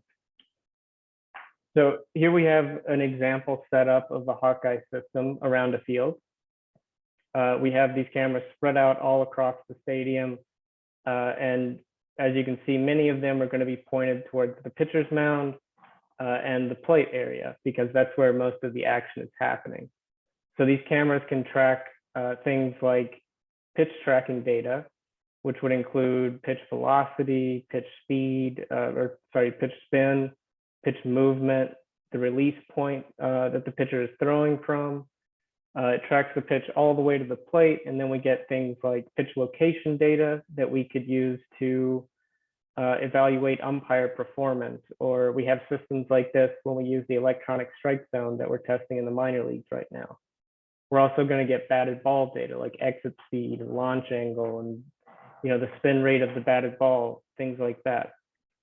And you can see that there are also a number of cameras not pointed towards this area, and that's because we also track player locations on the field throughout the play. So as you can imagine, we get tons of data from this, and we work to use this data to, as I said, describe what's going on a little bit better. So for instance, we can take a look at a given batted ball, right? A ball's put in play and the batter either gets a hit or he doesn't. But that doesn't really tell the whole story about the quality of contact or what we would assume should have happened on that play. So if we take, for example, all 97-mile-per-hour batted balls that were hit at a launch angle of like 20 degrees, we know that that's a pretty well hit line drive, right? And we would expect that those land for hits pretty often. So if we aggregate all of those batted balls together, we could build something like expected batting average.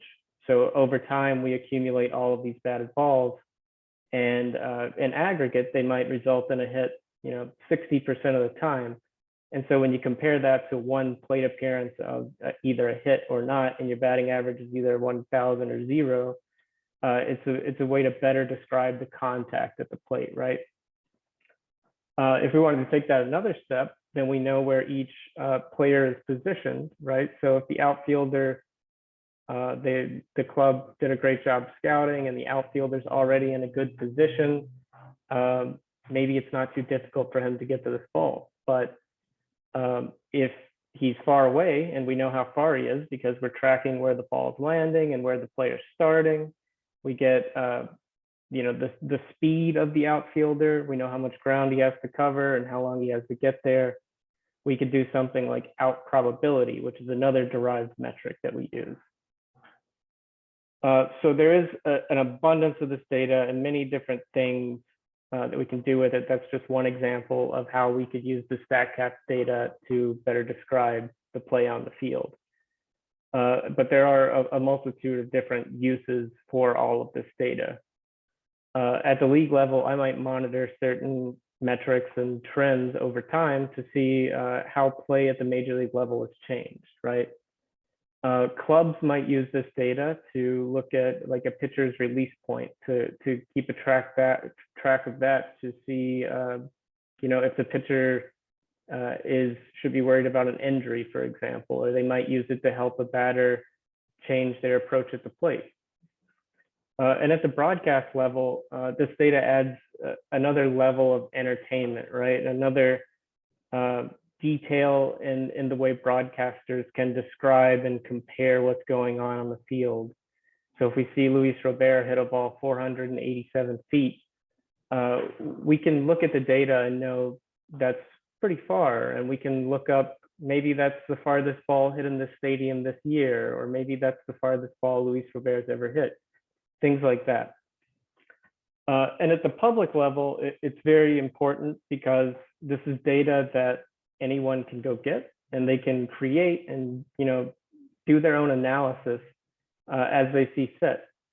So it's obviously very important for us at Major League Baseball that this data is clear, accurate, and accessible to everyone. So that brings us to the website now, Baseball Savant. So here's the homepage to baseballsavant.mlb.com. You can also do baseballsavant.com, and that'll bring you here. There are way too many features and functions and leaderboards for me to go through all of them today, but I do want to give you a little sample of how much data is here and what you can do with it. So first we have, today's actually the first day we can see live games going on up here. But since we don't have StatCast data for all spring training parks, I'm going to hop back into last season and see if we can find a random game to get into. So we'll pick out a game, and we can see here. Hey Josh, I don't mean to interrupt, but can you share your screen to the screen that you're on currently? Oh, I'm sorry. Yeah, no problem. Thanks. Let me hop back to the home page here. So as I was saying, we have live games going on at the moment. We don't have StatCast data for the spring training parks. So I'll hop over here and change the date back to last season so we can get a sample game here. We'll choose this Yankees Red Sox game. And once we hop into the game, we can see a few different summaries of StatCast data here. We have the top exit velocities, hit distances, pitch velocities, the number of swings and misses. Down here, we have summaries for the game, like the max pitch velocity, different frequencies of pitch types, some batted ball data across here. And one of my favorite parts is seeing these batted ball metrics come in as the game's going on. So for example, this Bobby Dahlbeck home run was hit 106.4 miles per hour, 38-degree launch angle. We see that it went 394 feet. And so based on these parameters, as we talked about before, we can get the expected batting average, which in this case was 570. So more often than not, batted balls like this end up going for base hits. So if we look at a couple other things here on just an individual game, another one of my favorite unique features to the individual game is checking out the box score. And in particular, these hard hit emojis are a lot of fun to watch pop up as the game goes on. So hard hit is another derived metric that we build on the tracking data. And it's really just a measure of whether the batter made good contact on a batted ball. And so to me, it's a lot of fun to watch these emojis pop up as the game goes on. So that's just a couple examples of what you can find in an individual game, and you can follow along live in the regular season and watch all of this data come up as the game goes on. But we also have a number of other features listed here at the top. Let's take a look at the visuals tab. And we can see there are a lot of different visuals we could look into. I'll just show you a couple of my favorites. One is the 3D pitch tracks, right? So let's pull up a picture and we can see for Kershaw's last game pitched, we can actually see the 3D trajectory of all his pitches in this game. And to me, this is really interesting because you can see a multitude of things. You can see the consistency of the release point. You can see how different pitches move. And if we hover over like a curveball, for example, we can see how different it is from the trajectory of a fastball, right? So a lot to see there, and you can sort through by different pitchers and starts and pitch types, things like that. One more visual I'd like to show you. We talked about out probability. So if we look at each player's out probability when they're in the field and aggregate that together, we can compare how a player performs compared to the average fielder at that position, right? So if we look at Bryce Harper, for example, we can see the starting point of where he began when the ball was hit. We know how far he is away from the landing point, for example, and we know how frequently other right fielders get to balls, you know, that far away from them. So we can see overall, he was -6 outs above average, so slightly worse than the average right fielder. But I think we'll see later that he more than made up for it with his bat. So as I said, those are just a couple of visuals we could look into. We could also check out the leaderboards here, and you can see that there are a number of them. If we just hop into the first one, exit velocity and barrels. So here we have one example of our leaderboards. This is sorted to show all qualified batters for 2021. And we can see things like the average launch angle, average exit velocities, and then we have a couple of these derived metrics that we build on top of this tracking data. Just like the hard hit that we saw earlier, we have sweet spot percentage, more hard hit, and barrels, which is the most restrictive of these quality of contact measures. So we can see, for example, that Fernando Tatis Jr. Had hit a barrel in 12.8% of his plate appearances. And we can see our friend Bryce Harper here, not too far down. So one important thing on these leaderboards that I want to point out is that this is just one example of how you can get this data for your own use. So once we're into a leaderboard, we have a button up here that says download CSV. And if we press that, we get a nice CSV here. And open it up and let me know if that's not showing the Excel file now. Hopefully it is. So we can see now we have the leaderboard in an Excel CSV format. We could do our own searches from here. We have all of the data if we want to rearrange it or look for certain players or, you know, put it together in a different way. So this is just the first example of how you could get StatCast data and use it for whatever data science you'd like. You could plug it into your own MySQL instance from here. You could connect it to R from here. You could do your analysis in Excel if you'd like. But say you wanted to get more specific with your search and wanted to really drill down on specific instances, or you maybe even want to have a broader search and get more data. That's what this search tab up here is for. So if we go to this, we can see all the different filters that we could search based upon. And I'll just give you a quick example. We're going to look at curveballs in 3-2 counts from left-handed pitchers to left-handed batters in the 2021 season.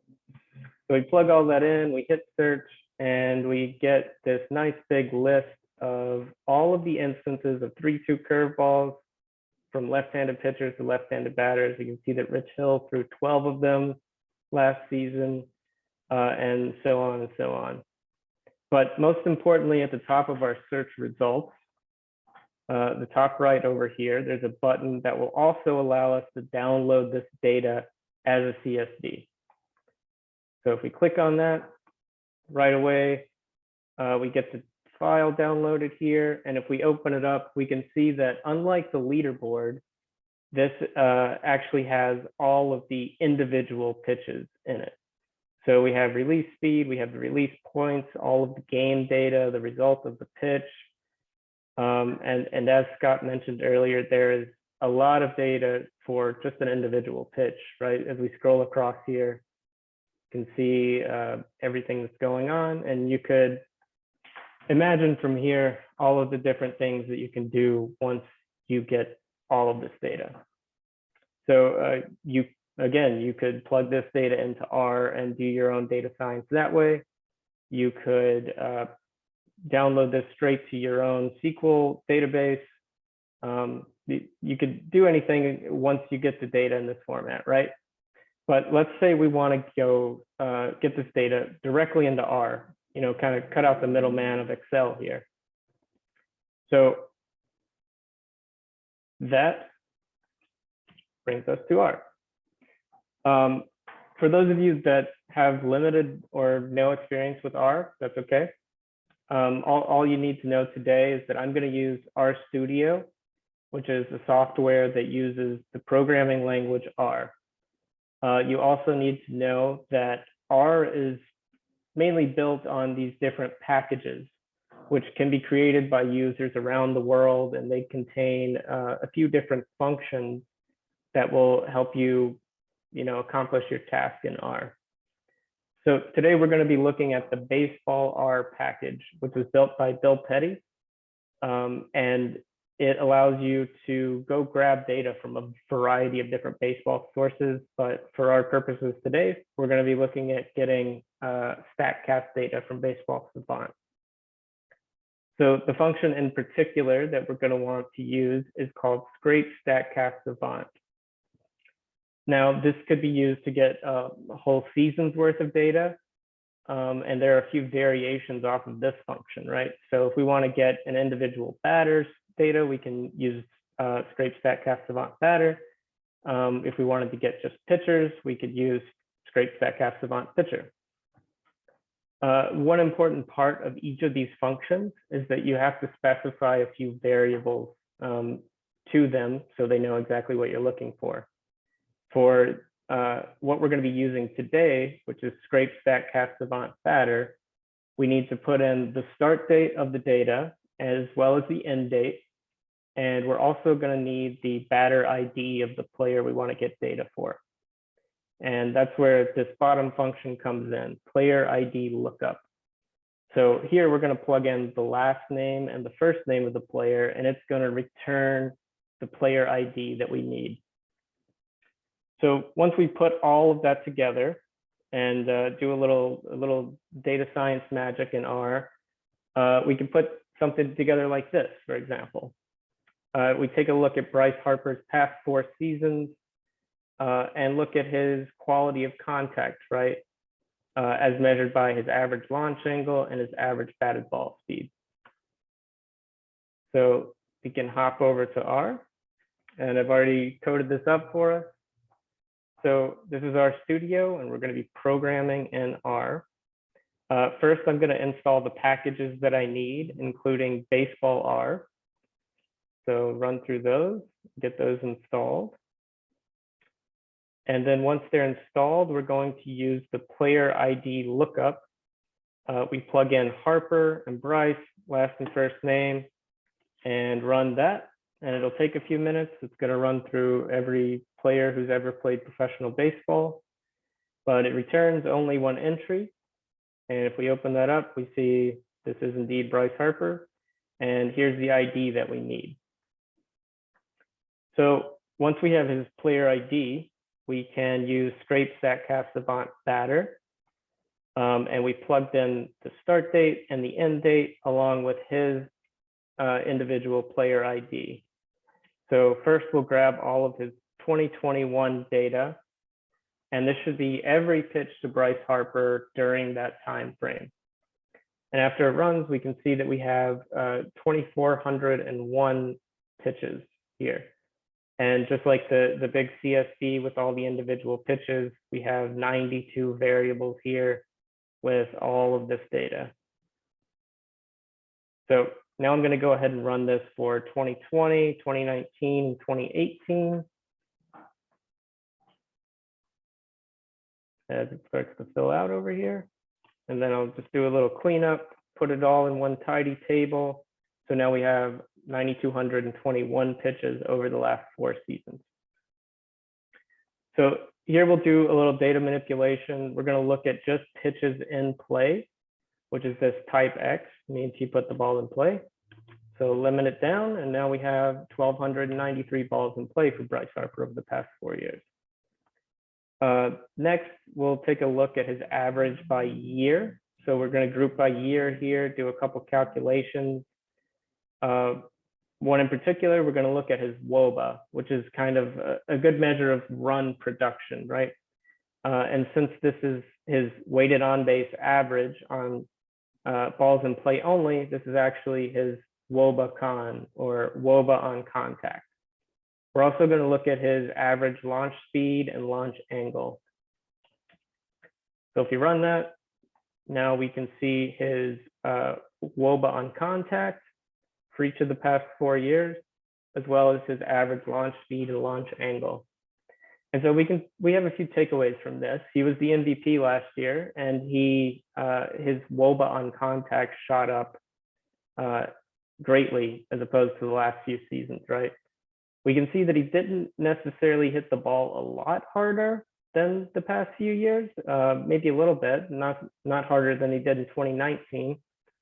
But interestingly, his average launch angle on balls in play is quite a bit lower than he usually hits it, right? So if we want to take a closer look, this time we'll group by game date. So this is a good way of looking at trends over time. And we'll see how he performed throughout the individual seasons now that we have the averages for the seasons. So we have another big table that has his average launch angle and launch speed for each game date that he played on in the past 4 years. And now that we have all that, we can create a nice visual here. And we can see, as we saw in the table before, his batted ball speed is basically in line with where it was the past few years. Actually, it was higher than it was in 2020, and we can see that it kind of started off a little slow and was trending upwards, but ended up with a lower average exit speed than he had in 2021. And we can see that on average, his average launch angle was a little bit lower than it had been in the previous few seasons. So this is just one quick and easy example of how you can get baseball savant data into R, and how in 50 lines of code you can build a cool infographic visual here, right? So I will close by saying I hope that you're all interested and inspired to go check out Baseball Savant and all the cool things that the MLBers and former MLBers that I have listed here have put together. And I'll also say big thank you to Bill Petty, who put together the Baseball R package that allows us to pull the data directly into R.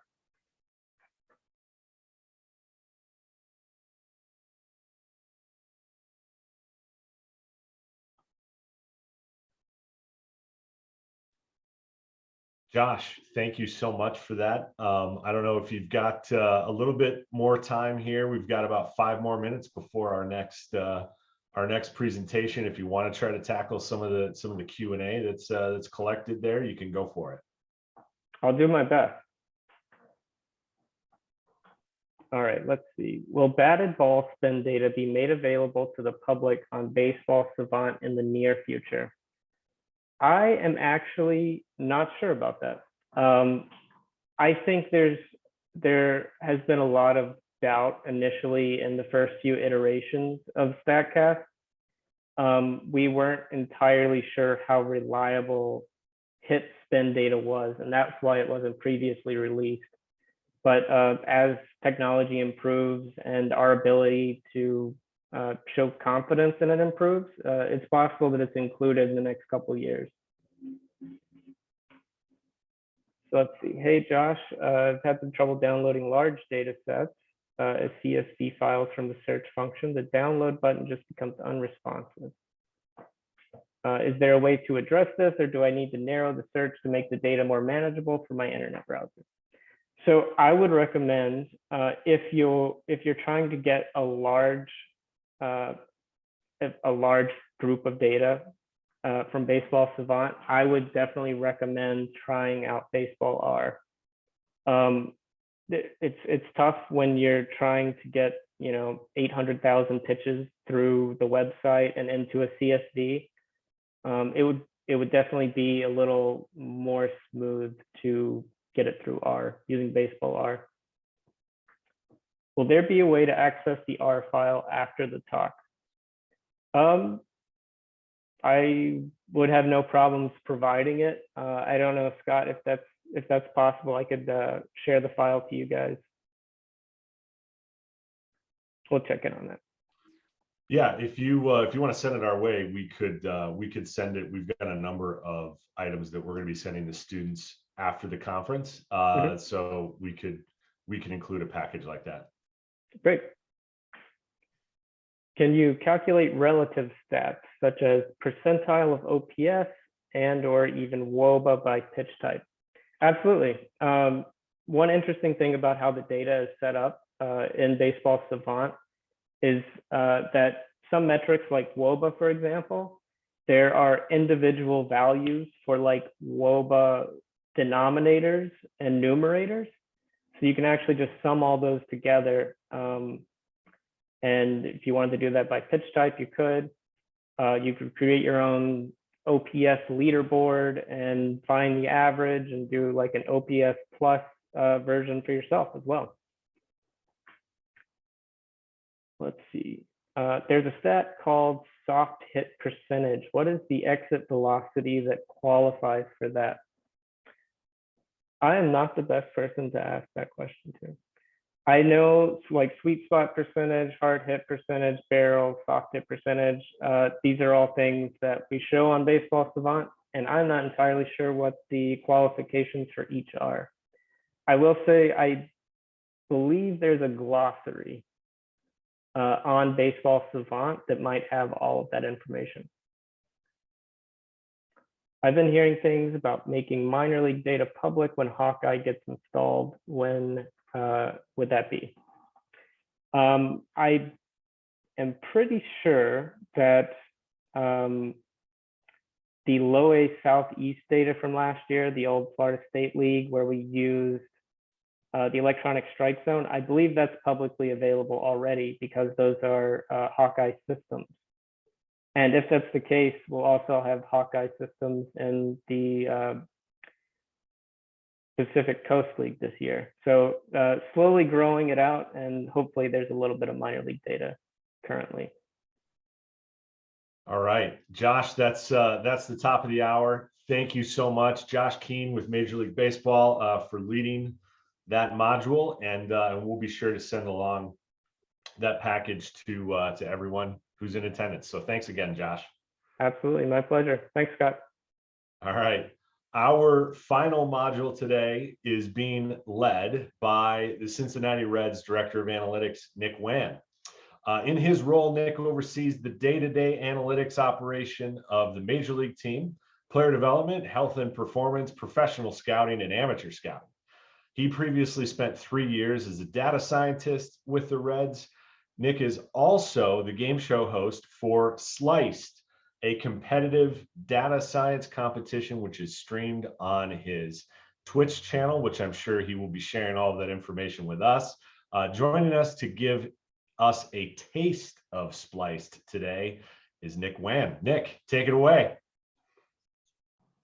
Thanks, Scott. And wow, that's going to be hard to follow Josh up here. That was pretty cool. But how's everyone doing?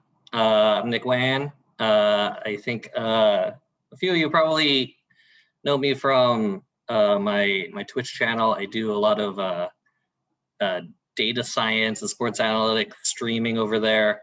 And I'll self-promote at the end here, but I'm excited to share with you all some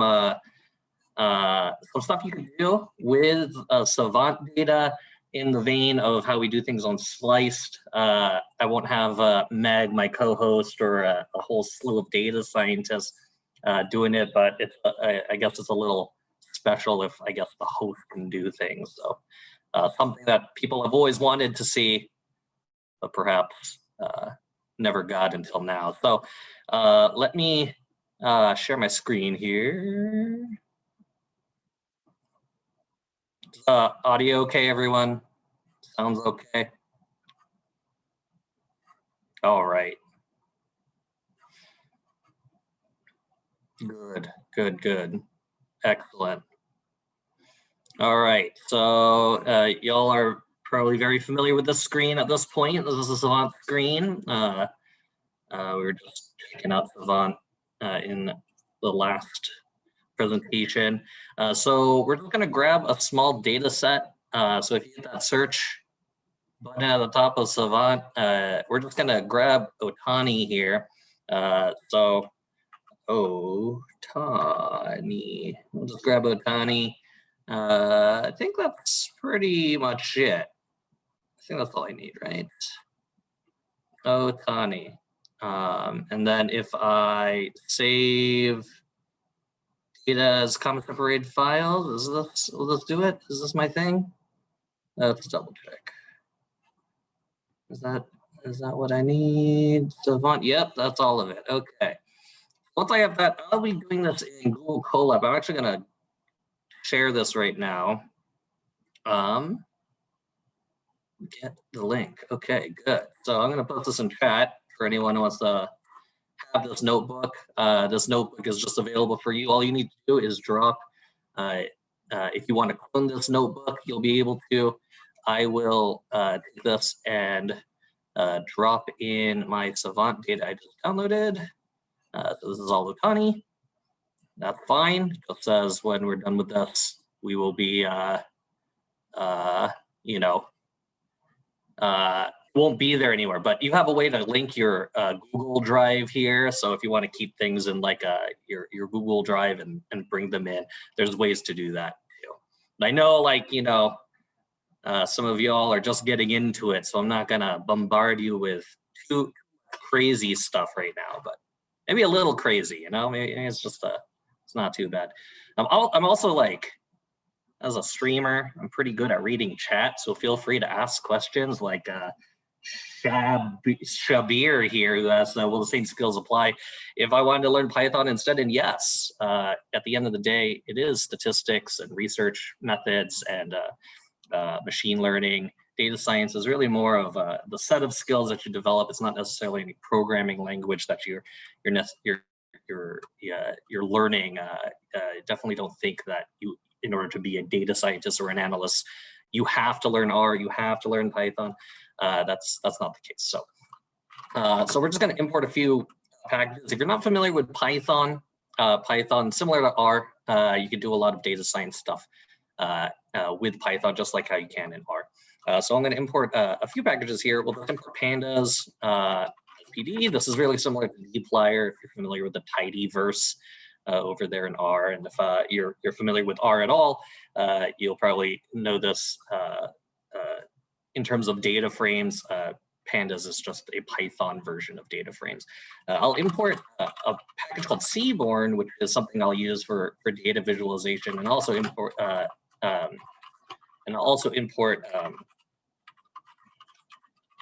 package called matplotlib, which is also data visualization, but it gives me a little more flexibility, a little more customizability with some of the stuff I'm doing. Okay, so again, free chat. I got chat up, or you know, it's just like a quick 1 hour stream, you know. Because I'm not streaming to like 172 people. Usually I'm streaming to like 2 people. So, okay, so we'll load our data in. Read CSV. Okay, that's a lie. It's streaming to like 172 people. Whatever. Does anyone like actually watch? Like don't answer that. Don't answer that. Load in the data. Oh, Jack watches. Okay, see, Jack watches. We got a fan in here.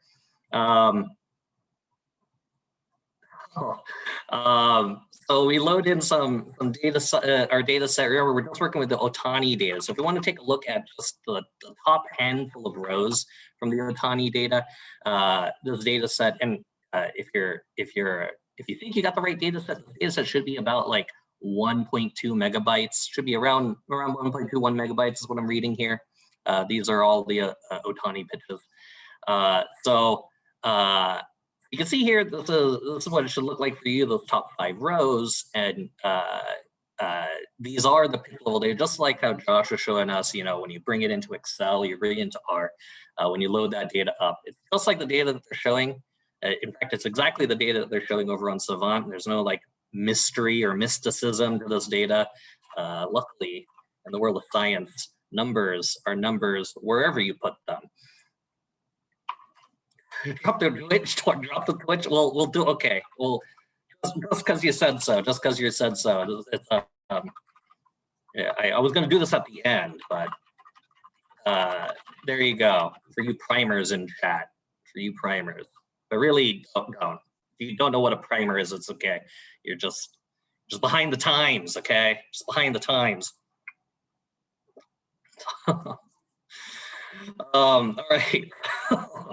Here we are with the top 5. Now, you don't necessarily, for me, like sometimes, and this is like a hot take, when you're inspecting your initial data set when it comes in, sometimes those top 5 rows won't necessarily give you the best look. Sometimes it's like weird header data, or sometimes it's really specific to like just one game of data. So you could actually manipulate this in a few ways. If you want to look at the bottom 5 rows, you can use tail.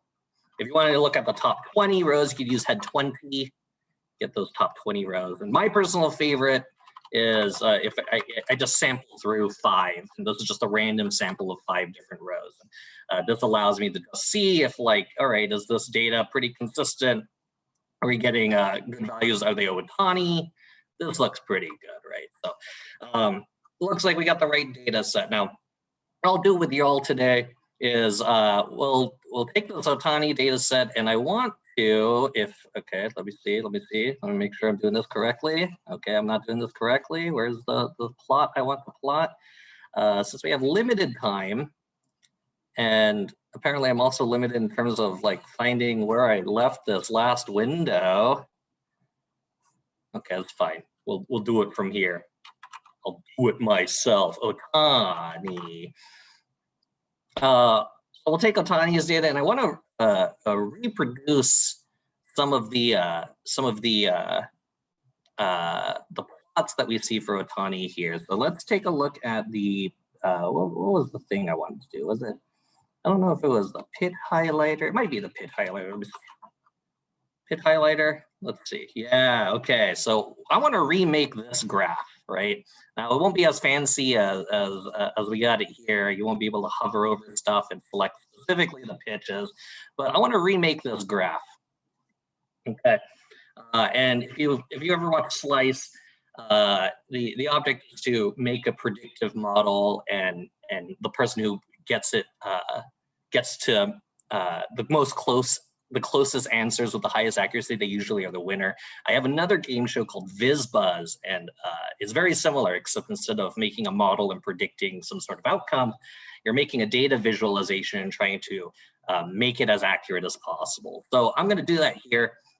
So in the spirit of one of my game shows, we're going to try to recreate this data visualization. Where the heck did it go? Oh, there. Okay. Hold on. I gotta move this. I gotta move the Zoom stuff. It's okay. Right. I'm only this annoying half the time on my stream. So the first thing we want to do is in Seaborn, let's just make a scatter plot. To the import section. Okay, there you go. And remember, you feel free, if someone in the chat has the link to the notebook, I'll post it one more time here. I'll copy this link. I'm typing into this notebook live. So if you just refresh the notebook, you'll see all the new stuff in there. But yeah, if anyone needs a notebook, just feel free to, share it around in the chat. We're radically free in terms of development today, How's chat doing? Is everyone good? Everyone doing okay? So we're going to put in plate X and plate Z, and our data set is our data frame that we loaded in. So we loaded in the Savant data. Plate X and plate Z, remember when we're taking a look at strike zone here, we have the x-axis, but the z-axis is actually up and down, and that's because the data that gets captured is actually from a bird's eye view. So you have x and y if you're looking straight down onto the field, x being third base to first base side, 0 is home plate, middle of home plate, and then y is from home plate out, right? So that's the y-axis. So the z-axis is a height, right? It's as if we're like a rocket ship flying out into the air. That would be our z-axis. So we're going to put that z in there, and then when we plot this, you just use scatter plot. You can see that we have this plot here, and it's looking not so bad. This is kind of what it looks like here. So I'm going to do something real quick here. I'm just going to make this bigger for us. This is just setting the figure size early. Do 10 by 10. That should be big enough. Let's take a look, see if that is. Yeah, that's looking good. So now we have this plot here. That's not too bad, right? So let's try to get it closer, right? So the next thing we want to do is let's try to add in the pitch types here. And so in the pitch types, you can see that we don't have all the columns in this view in this like quick look. You can see these dot, what's this, ellipses? Smart people in chat, what's that called? You can actually get all the columns if you just type your data frame, which we loaded in, and it's columns in this case. So here's all the different column names that we have available. And again, this is just like if you downloaded the data set and brought it into Excel, right? You have all those columns available. Pandas and Python in general, they try to make it so like, you could take a look at the data, but a lot of the time, and like someone was saying in the Q&A in Josh's session, sometimes if you have a lot of data, you just don't want to really like take a look at this gigantic, like, Pangea looking data set. It's just, some sort of behemoth of a thing to kind of look like, what are you really looking at that point? You're getting lost in the numbers. So really, you can make it easier on yourself if you just have like a list of columns and you know what kind of columns you're trying to go for. And so in this case, like you can see here, we have a plate X, or oh my God, plate X. You see plate X is here. You can see plate Z is here. And the other thing that we want to get is pitch names. You see pitch type here, but pitch type is in the 2-letter I guess, short names for them. So like FF being four-seam fastball. You have like curveball in there. It's probably CB. It might be C. I don't know. Letters confuse me. And so I'll just use what's called the pitch name, which is not so confusing. And so we put this in here as Hugh.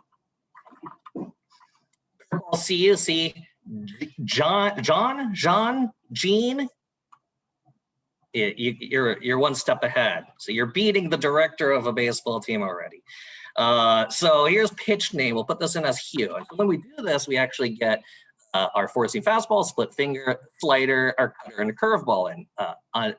Unsurprisingly, that's also what we have here. So for Ohtani's pitches, we got four-seamers, splitters, we got our slider, and then our cutter and our curve. So this is looking not too bad. The size of this could be a little bigger.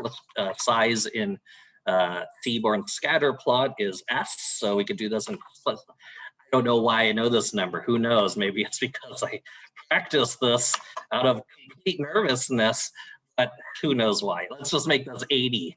And it looks like, okay, 80 is like a pretty good size. It looks like it's matching up with the marker size on the original site. We're looking pretty good. So the other thing we want to do is like the colors. Yeah, you know, you could go with these default colors, but if we're really trying to go 100% here, you know, this isn't an any percent speed run. This is a 100%er. Let's make sure we get all those colors right. So if you really wanted to, you could take this. I'm going to just use this selection tool. That noise that you might be hearing is me copying and selecting this tool. What is going on here? Okay, good. I've selected. And then if I go to image color picker, I think that's the site, image color picker. Oh yeah, that's right, imagecolorpicker.com. There you go, imagecolorpicker.com. I'm just gonna paste that in there. And if I just like, you know, take a gander here, you know, just take like, okay, we could copy that over. You know, we could copy that color over. If we want, you know, we just get all these different colors. You know, y'all ever know about imagecolorpicker.com? I'm not even like sponsored by them. It's just a interesting tool I saw someone use on VizBuzz the other night. You can see that color accuracy. Now, again, you know, maybe I practice for this or something. I don't know. But I have these colors in here already. So I'm just going to put this at the top for my palette. So palette equals my color set here. These are all those colors that we just saw over here. I'm going to grab that palette. I'm going to set the palette color. So palette equals palette. And it looks like we're kind of breaking at this line. So I'm just going to press enter and just split this across two lines. So if we do this, we got, all right, the colors are coming together. Looks like four-seam splitter, slider, cutter, curve, four-seam splitter, slider, cutter, curve. Good, this is good, this is good. And so there's also like these white edge lines here. Let's make sure we do edge color equals black. And there we go, here we go. It's looking pretty good, it's not too bad. It's looking pretty accurate there. Yeah, that's our sponsor. Remember that we do have a sponsor. Oh, okay, I'm not gonna shill for my. It's, you know, it's student time. Okay, and we're here to educate the next generation of great analysts in the MLB and in baseball and sports analytics. So I hope you're all having a good time. Are you all having a good time? Can we get like some claps in chat for the Scots helping us do all the organizing for these student things? It's not easy. Let me tell you. I see them all. You know, grinding it out back there. See, look at it. Look at that, Scots. Look at all the love. All right. So we have the palette here. We have a few other things here. Like, notice how it's just like a scatter plot, and like if you kind of look in the background, let's go to curve. He doesn't throw a lot of them. You can see there's like the strike zone back there. You can see that there's a plate. You can see that there's you know, some silhouettes back there. And so I'm gonna try to do a few of those things. First, I'll take out the what they call spines, or really the line, the border here of these things. And so let me do that first. So luckily, that's a really easy function. It's called dspine. So we'll do D-spine here, but if you do D-spine just like straight up, it only takes off the top and the right, which makes it look pretty clean, but let's make sure we take off the left spine. Yes, D-spine the left, that it will be true. And we'll also take off the bottom spline. Yes, the bottom spline, take that off too. And so now we're getting this a little more empty set here. How would you recommend exhibiting one's coding ability on a relatively simple coding question for MLB internship problem set? Well, just that first problem set that you typically do for an internship, I don't necessarily know if there's more. I can't speak to other teams. I don't necessarily know what other teams are doing for their problem sets. But I know for ours, the first one that you pass in the analytics department, there's usually one more after that. So if you could get through that first one, which usually is like, can you put things into functions? Do you know how to do stuff in SQL? The second step is like, okay, let's see what you got in terms of data visualization or data analytics, or maybe some sort of statistics and machine learning. So really, it's more of a full-fledged combo of things. It's never usually just one test. Hopefully that answers your question, but I don't know. Who knows? I got a lot of things going on right now, you know, like the Reds are doing things. You all heard about the things we did? I probably can't even talk about it. It's okay. It's okay. I'm just out here coding for y'all, okay? Let's do some X label. So we see this X label, like plate X is here and plate Y is here, right? And so we don't have that here. So let's just take those out. In Python, you just have like no words. This is a weird thing that they have, but instead of saying none or get rid of it or some sort of false statement, you just put nothing in, and like it ends up working. Like it just deletes itself. Like, okay, no text. I guess we'll go. So X is gone, Y is gone. Oh, the numbers, there's a way to get rid of those. It takes a little more work. You know, this is just stage one. You know, we'll get to that at some point, some other time, the next time. You know, so the one thing that we're missing is, if you see in this background here, there's that rectangle, that strike zone, right? So you can make the strike zone using something called the rectangle tool, which I'm just going to copy some code and paste it in. It's a little advanced just because it's a little more custom in terms of the things you would need to know for data visualization in Python. If this is a bunch of code that's confusing to you, I'll just walk through it real quick. But when you get into more custom data visualization, you might see some really weird, not so common things, like if you want to plot a rectangle as a strike zone. This is something that doesn't just come along. Sorry, there's like a bunch of people like moving stuff from like a cookout that they had at this patio. I'm actually like, this is actually pretty scary, to be honest. There was no rooms to do this presentation in. And it just so happens that I was allowed to use our owner's room, Bob's room. And like, I'm completely petrified because it's like, not so often are you in the owner's room to really do anything. So I was very nervous for myself. Okay, so here we are.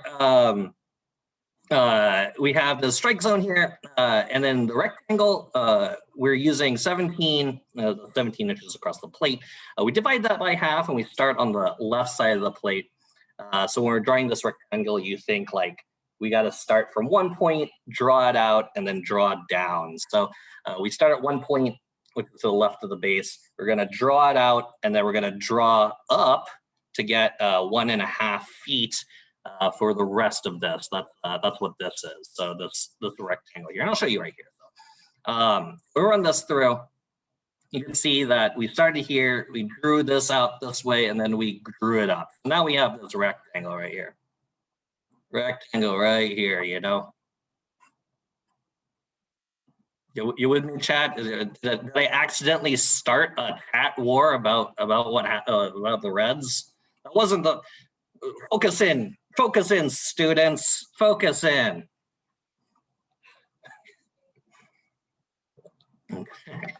Jesus. All right, so here we are with the strike zone. I really didn't mean to. I didn't mean to. I'm sorry. I'm sorry, Scots. I'm sorry, Scots. That's not what I meant to do. We're still educating. We're educating the next generation of analysts in chat. Was there some madness going on? As a St. Mary's graduate, as a St. Mary's alum, I'm ready for my 5th seed St. Mary's to take on the Hoosiers tonight. But I'm also afraid that I believe like the 5th seed is sort of like an upset seed. So I'm hoping for no March sadness, you know. I'm looking for the March madness. I'm looking for the March Marys. Thank you. Good luck to St. Mary's. Let's see it. Alexander knows what's going on. Yeah, see, Vincent's got St. Mary's winning the game. Yeah. Yeah, see, boom. Boom. Okay, so we got the strike zone in here now, and you can see, you know, this is in the background here. If we put this in the background, this is Z order 3 here. If we put this in the background, it doesn't really look like anything, right? You can kind of see like an edge of it here. But since it's all overlaid and it's not interactive, the strike zone doesn't really matter too much, right? It's like I'm not able to like cut through it and like get the strike zone visible. So it's not looking like it's mattering in my visualization. So I make sure with Z order, and if you're wondering about Z order, like we talked about, remember XY is usually like a bird's eye view down. In data visualization, Z is also a height. So as you order through your Z plane, lower numbers means closer to the bottom of your canvas. Higher numbers means higher elevated in the Z plane. So if we move this up to like 10, this would be at the top level. You know, in PowerPoint where it says like send to back, bring to front, that's the same thing here, Z order, right? There's a number evaluated. So here we are with the strike zone. You can see, you know, it's not too bad here in terms of the accuracy. We didn't have to do anything in terms of skewing our units. Sometimes what happens when you bring in data and do some data visualization, the units might skew where the x-axis isn't equal to the y-axis. Now, if we wanted to fix that, for instance, we could always like put in some code that just safety proofs our data visualization. So if I wanted the units on the left side and or units on the x-axis and the y-axis to be equal, I could set the aspect ratio to be equal. That way, my x and the y-axis, an increment of 1 is the same size on both the x and the y. This won't change the plot at all because they're already equal, but it does allow us to do some other things. So in terms of reproducing this product. So we have the strike zone in here. We have all the colors. All the colors look pretty good. As you can see, just to make a rectangle, it's like this. You can imagine what it's like to make a polygon, which is a triangle plus a rectangle. I'm not even going to attempt it. That's way too much math right now.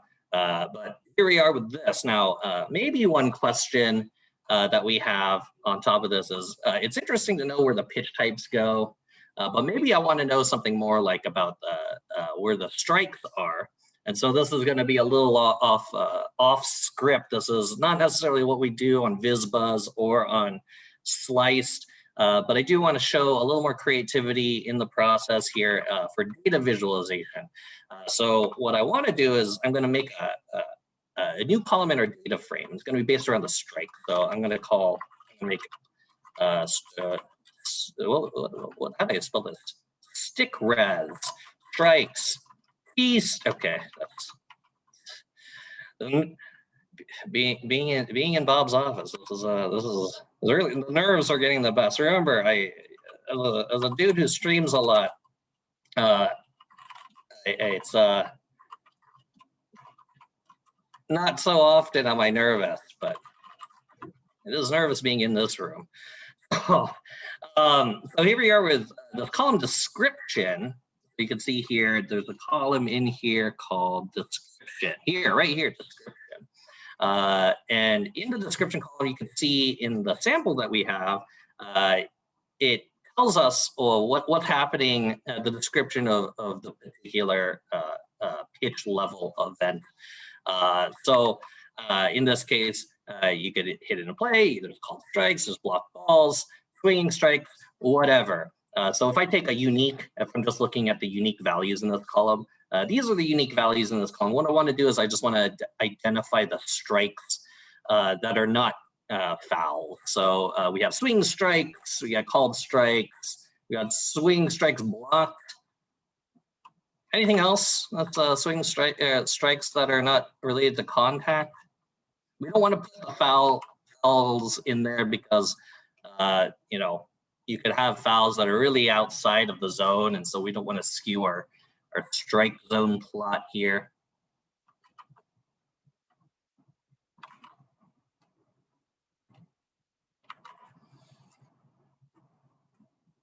Big this guy a raise. No comments. Give us just okay. Well, we always look in. So if no one has said yet, one of the other folks in the student sessions so far, you can always go to Teamworks Online, and there's always jobs under player operations or technical jobs. So if you search for the Cincinnati Reds, sometime starting in the back half of the year, we'll start looking for interns and full-time hires in the baseball analytics department and also the baseball operations department in general. So a good place to look, set your alerts up. And also if you're, you know, in the stream at all, I do talk quite a bit of when we're going to start hiring. Tell Joe Enriquez they say hi. Joe on the business side. I'll let him know. Eric Hoffel. Is that how you, that's how it's okay. I have a weird last name to pronounce too. A lot of people think it's Wan, but it's actually Wan, like you wan down the street. So we have all these different strikes. And so we're gonna make a column called is strike. So I just want to know, like, yes or no, was this a strike? And remember, we're not, this is strikes that are not related to fouls, not related to contact. So that's our swing strikes, our called strikes, our string strikes blocked. Let's make sure that everything else is contact or contact fouls or not strikes. A foul tip, that's a foul. Foul, that's a foul. Ball, that's not a strike. Hitting play, definitely contact. Hit by pitch, definitely not a strike. Block ball, we'll not call that a strike. Foul bunt, all right, that's also a strike to contact. Okay, so we got is strike. We'll set that to 0. If you set a column to 0, we can take a sample here. At the very end, this is where the column, your new columns go. And you can see that everything here says 0. It's because we set the column to 0. Every single value in this column will be 0. You feel me? You feel me, Chad? Okay. So now we're going to take our strikes is in. We'll take a look at this. And we're going to do this. I know for some of you, this might be like, you know, mind explosion, brain explode. What the heck? Like, I just got here. What's going on? If you're feeling a little lost, like this is a lot of coding and a lot of stuff that I've never learned before, it's okay. There's a ton of there's a ton of you in chat who are probably like this, and I'm just saying, you'll learn it soon. If you're here and you're doing this, that's better than vast majority of students out there, vast majority of people who are out there looking for jobs in analytics. So just even seeing someone do this live from where I am or for where a lot of our other panelists have done through these sessions, it's feel lost, but just know that as you continue your development, this is just the first step or one of the first steps before learning it and ultimately understanding it and being able to apply it to whatever team or industry you end up going into. So with that said, we're going to take all these strikes. I'm going to look for these particular strike events in the description column. Remember, we grabbed all these things from that description column. I set my initial column to strike equals 0, with all zeros. Now I'm going to say if our description column has any of these strike events, let's set that to 1. Okay. So if we sample through, we can see some of these are zeros, but now some of these other events are 1s. And you can see that these 1s are different strike events. These are swing strike events. So if we shuffle through this data set again, you can see some of these are zeros and some of these are 1s again. So this was a called strike, another called strike. Wow, this is the first shuffle was like a bunch of swing strikes. The second shuffle was a bunch of called strikes. I wonder if we're gonna get like a mix at some point. Here we go. 3 called strikes again. 4. Okay, now I'm on a mission. Now I gotta find a set that shuffled through. Oh, here we go. There's a swing strike. Okay, see, I'm not crazy. There is some, you know, we shook it up. We shook the pot up a little. See, everyone's spamming team. See, this is good. This is good. Look at this. Chat's active. We got active participation. I wish I had 157 people watching me every night, but you know, some people out there just don't want to watch someone actually code, do data science, talk to the director of analytics or a baseball team every night. It's strange. I don't know. It sounds pretty cool to y'all. Like, it's like, oh, you have free unfettered access, Q&A, AMA at all times for 4 days straight, 4 hours a night to the director of analytics or baseball team. That sounds pretty cool. A lot of people just don't, they just, y'all are built differently, you know? Y'all know that? Y'all know about being built different?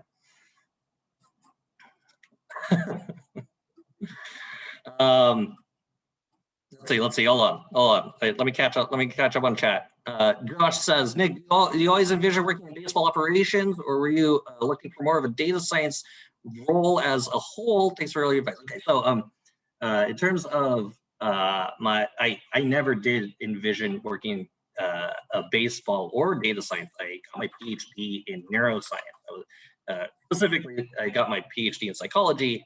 I did neuroscience work at Utah State University for a research strategy formation in the brain.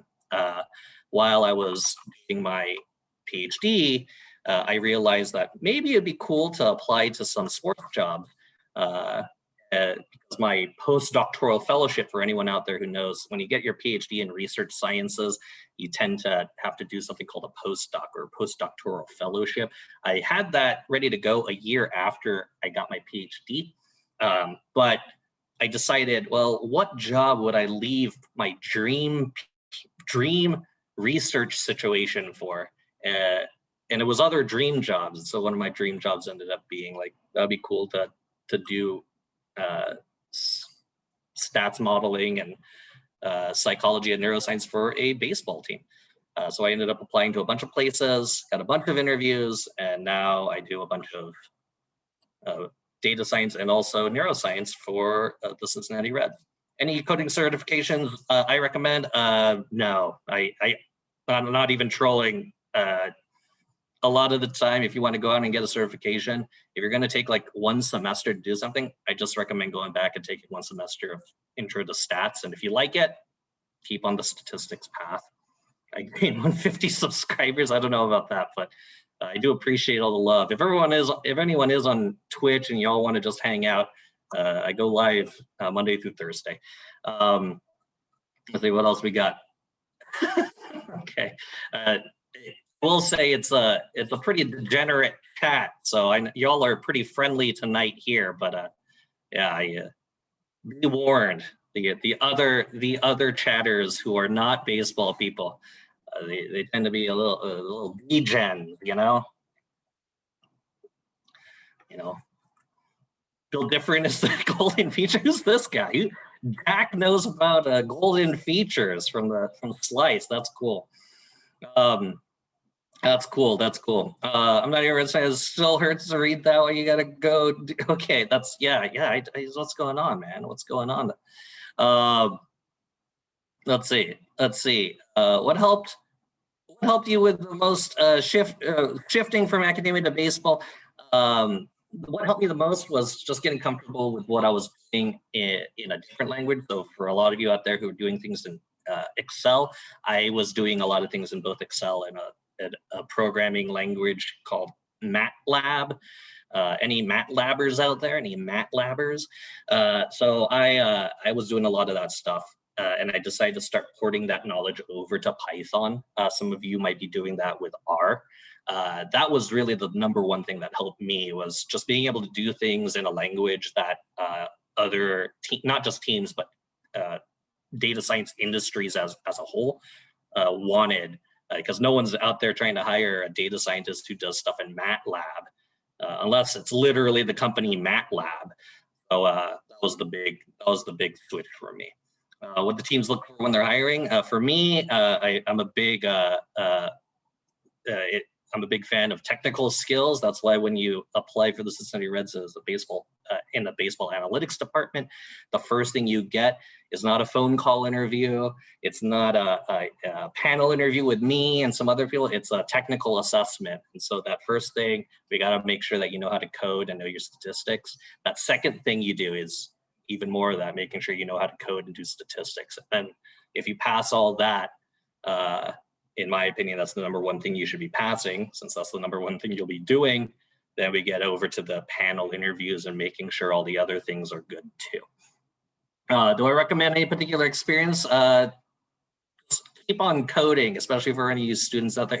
If any of this right here looks super new to you, if you're like, dang, I don't even know what a scatter plot is, just keep on learning, keep on hearing the words, keep on Googling, keep on trying it on your own, try to replicate stuff, just like what I'm doing here. Like if you see a plot here in Savant, whether it's scatter plots for strike zone, whether it's hit distances on the field, whether it's barrel plots, whatever you want to see on here, if you're able to take the data, just like how Josh showed you how to grab that Savant data, bring it into whatever you got, whether it's Excel or R or Python, whatever, SAS, any SASers, anyone sassy out there, bring it in and just try to replicate stuff, because that's getting you closer to being someone who could like do things functionally for a team. There's so much need for being able to communicate data, and that's ultimately what we're going to be doing, right? At the end of the day, the stats mean one thing, but the communication is really the other half of it. You got to make sure that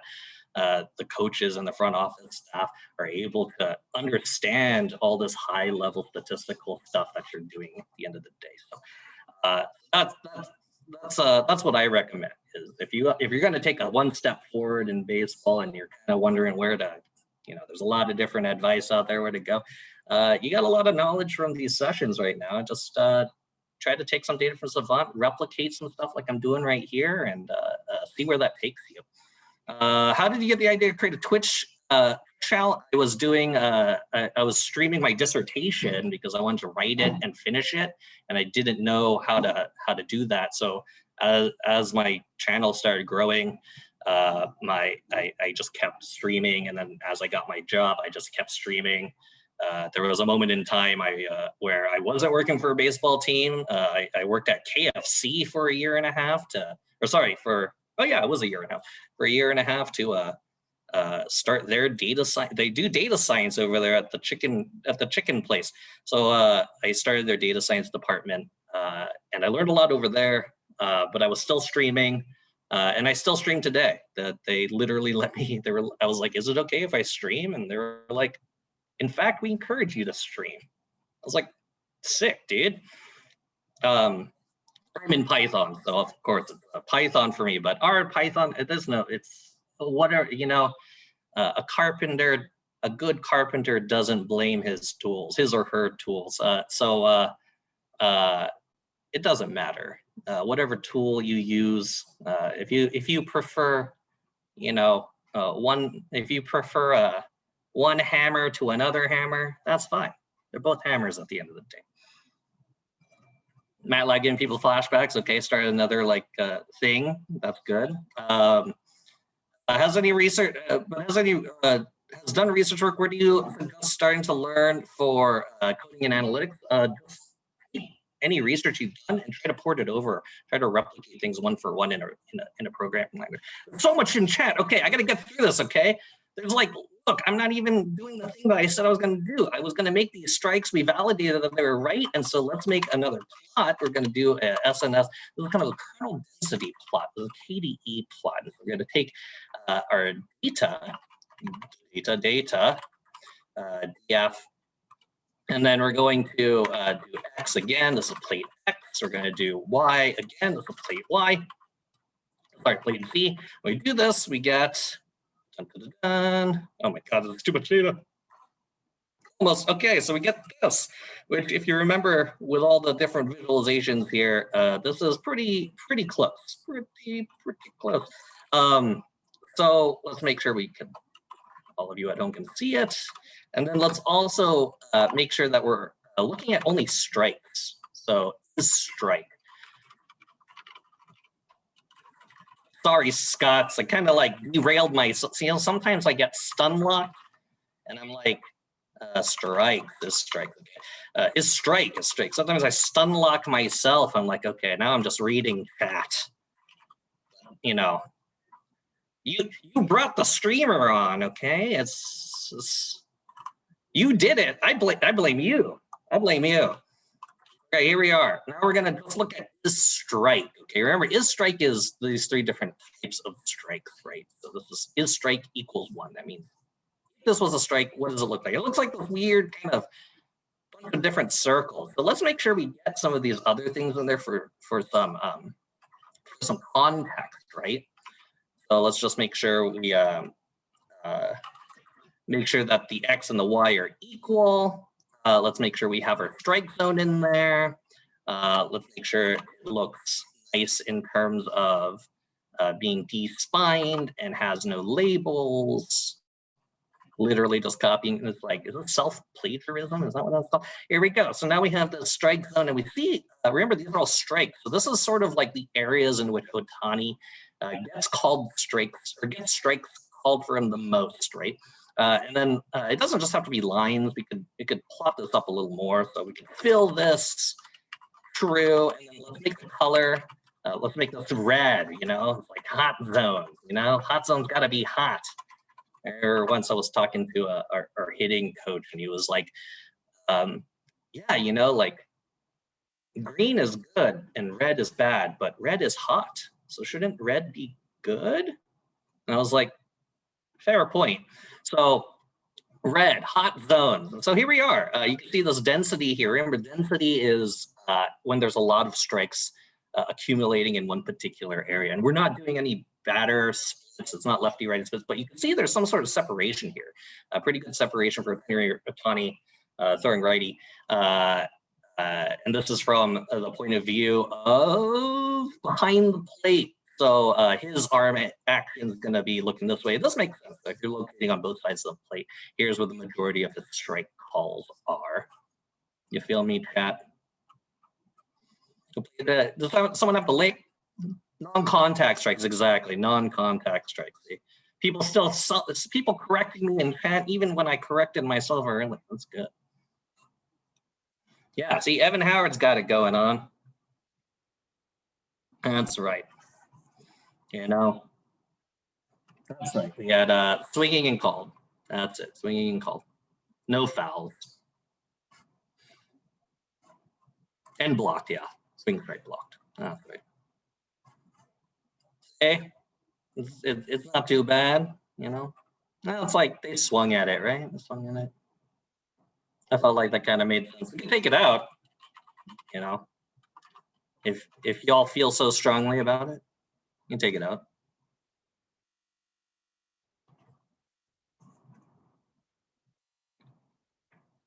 You know, doesn't change the story too much. The code is someone in the code. No one posted it. I didn't see it again. So I'm just gonna post it again. But here's a link to the notebook. All right, so let me catch up on. There's a Q&A section that I had to catch up on. Oh, and there's a Q&A section. If you had time at the end, can you expand on being a data scientist without being fluent in R or Python? Well, you should be fluent in R or Python simply because that's the meta, right? So data science meta is having code established in either R Python, fluency in R Python programming. There are people out there who are not data scientists who code in other languages like Rust or Julia. Some people try to stick just with like Spark and like the domain of Spark stuff. Some people end up getting called analysts or data scientists, and they might do a lot of stuff in Tableau or Power BI. But your main, your fastball, your primary should be coding in R, coding in Python. So I don't think you can get around that at this point. I would say if you haven't begun learning it or taken some framework or coursework to learn it, I would say, just start digging around on ways to figure it all out, get that knowledge under your belt. Because if you have all the other stuff, like about statistics, about statistical modeling, you've learned about things like linear logistic regression, and you should also be able to port all that in. That's really harder than learning all the language stuff. So I don't think that learning a programming language would be too difficult if you learned all the heavy statistical stuff already.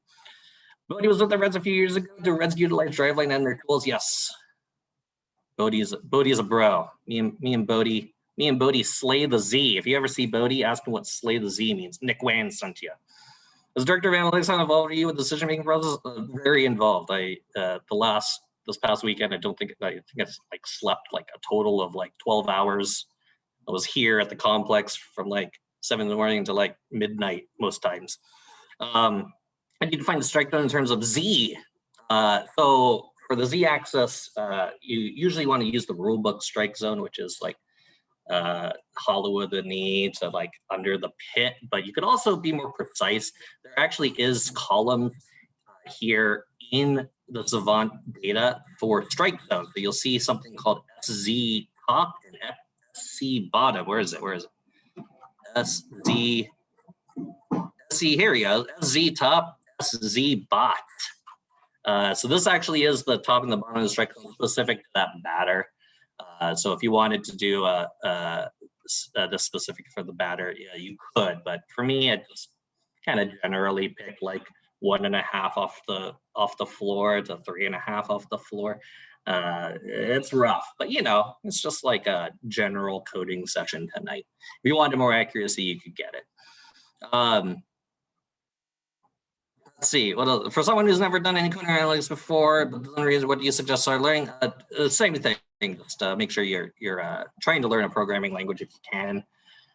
If you're a program of study at a college or your university or wherever you're at, if they offer programming courses, take them. If you're in a statistics program and they offer labs, make sure you take the labs. They usually are teaching labs in Python or R at this point. If they're not, try to find some place to do extracurricular research with a person who does work in those languages.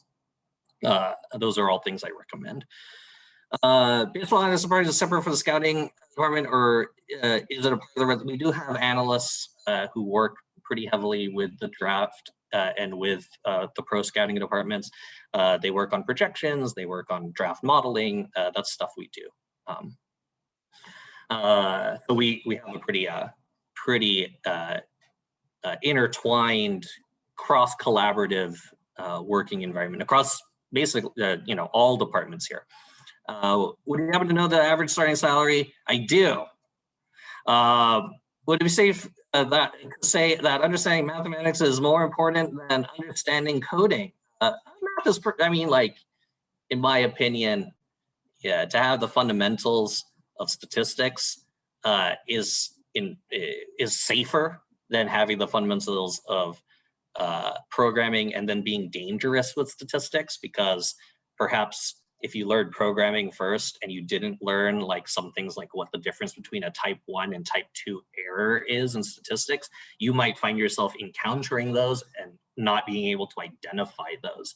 And those are big things. Those are big deals when it comes to creating statistical models and interpretation of statistics, especially when you're trying to communicate information out to decision makers at your team or really any company. So that's my opinion. It's kind of a split topic. It's not a divisive topic. Everyone will say you should know both really, really well. But if you had to choose one, my personal opinion, get a lot of knowledge and stats.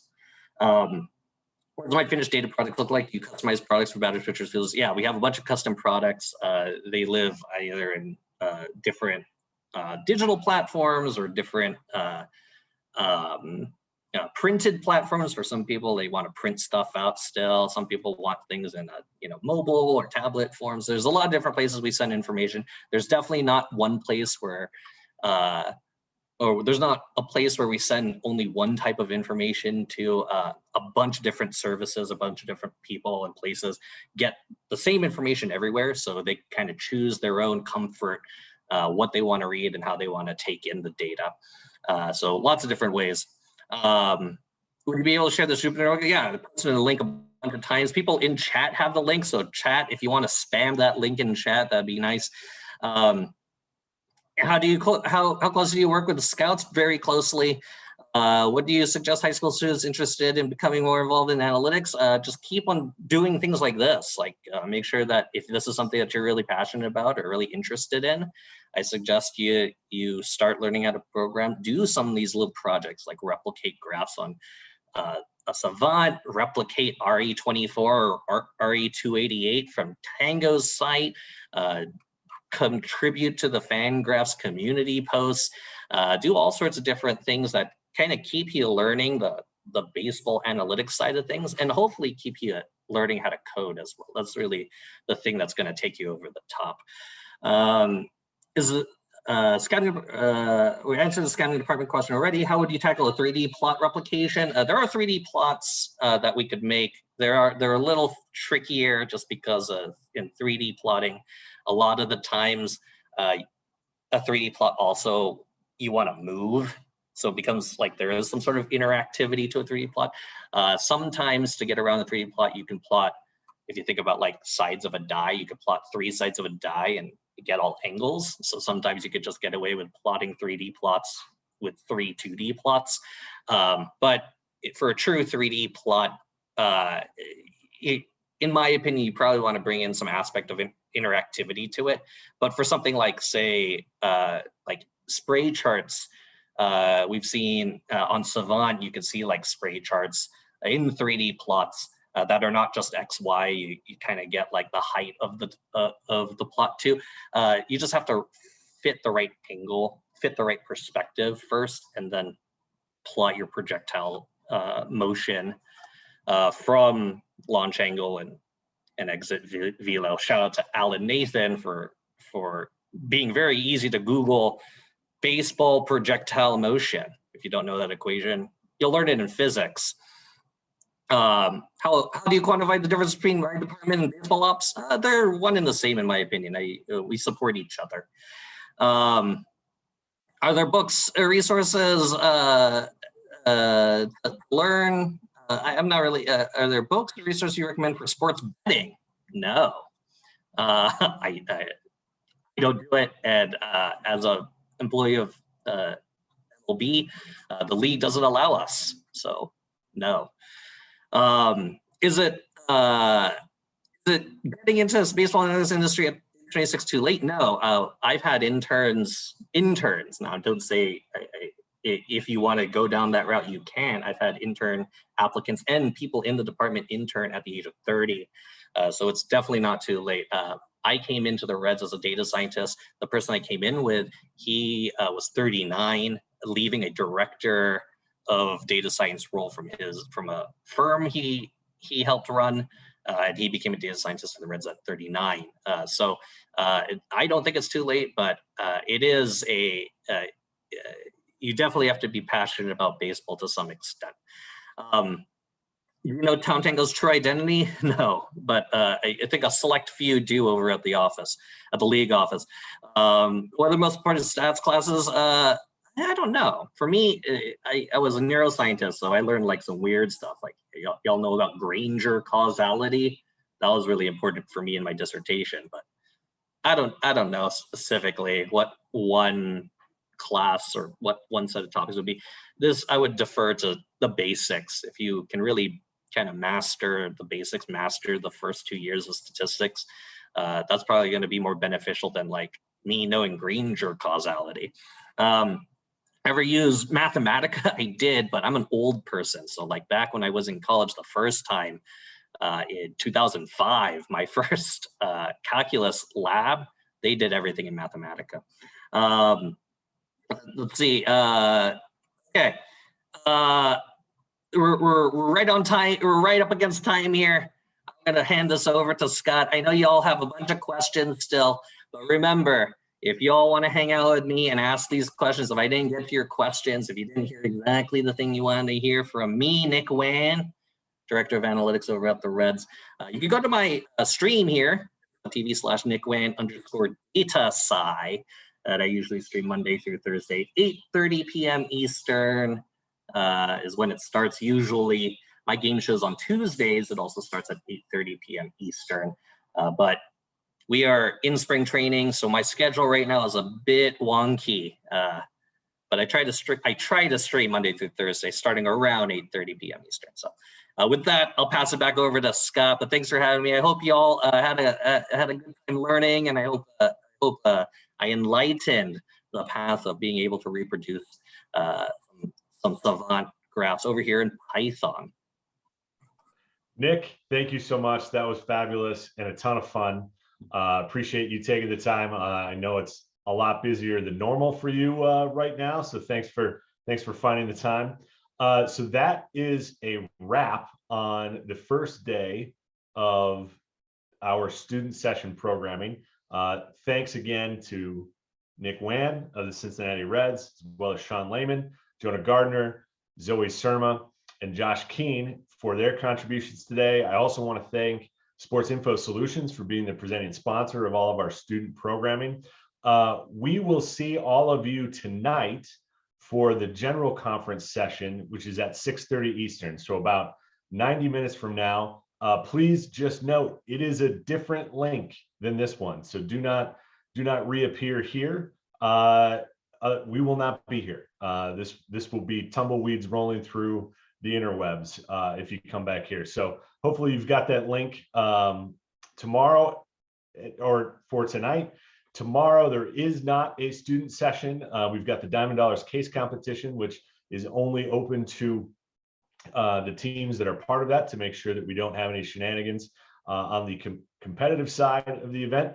And then we are back with student sessions on Saturday with the industry networking session. So be on the lookout for that link in your email box, and we will see all of you in about 90 minutes. Thanks.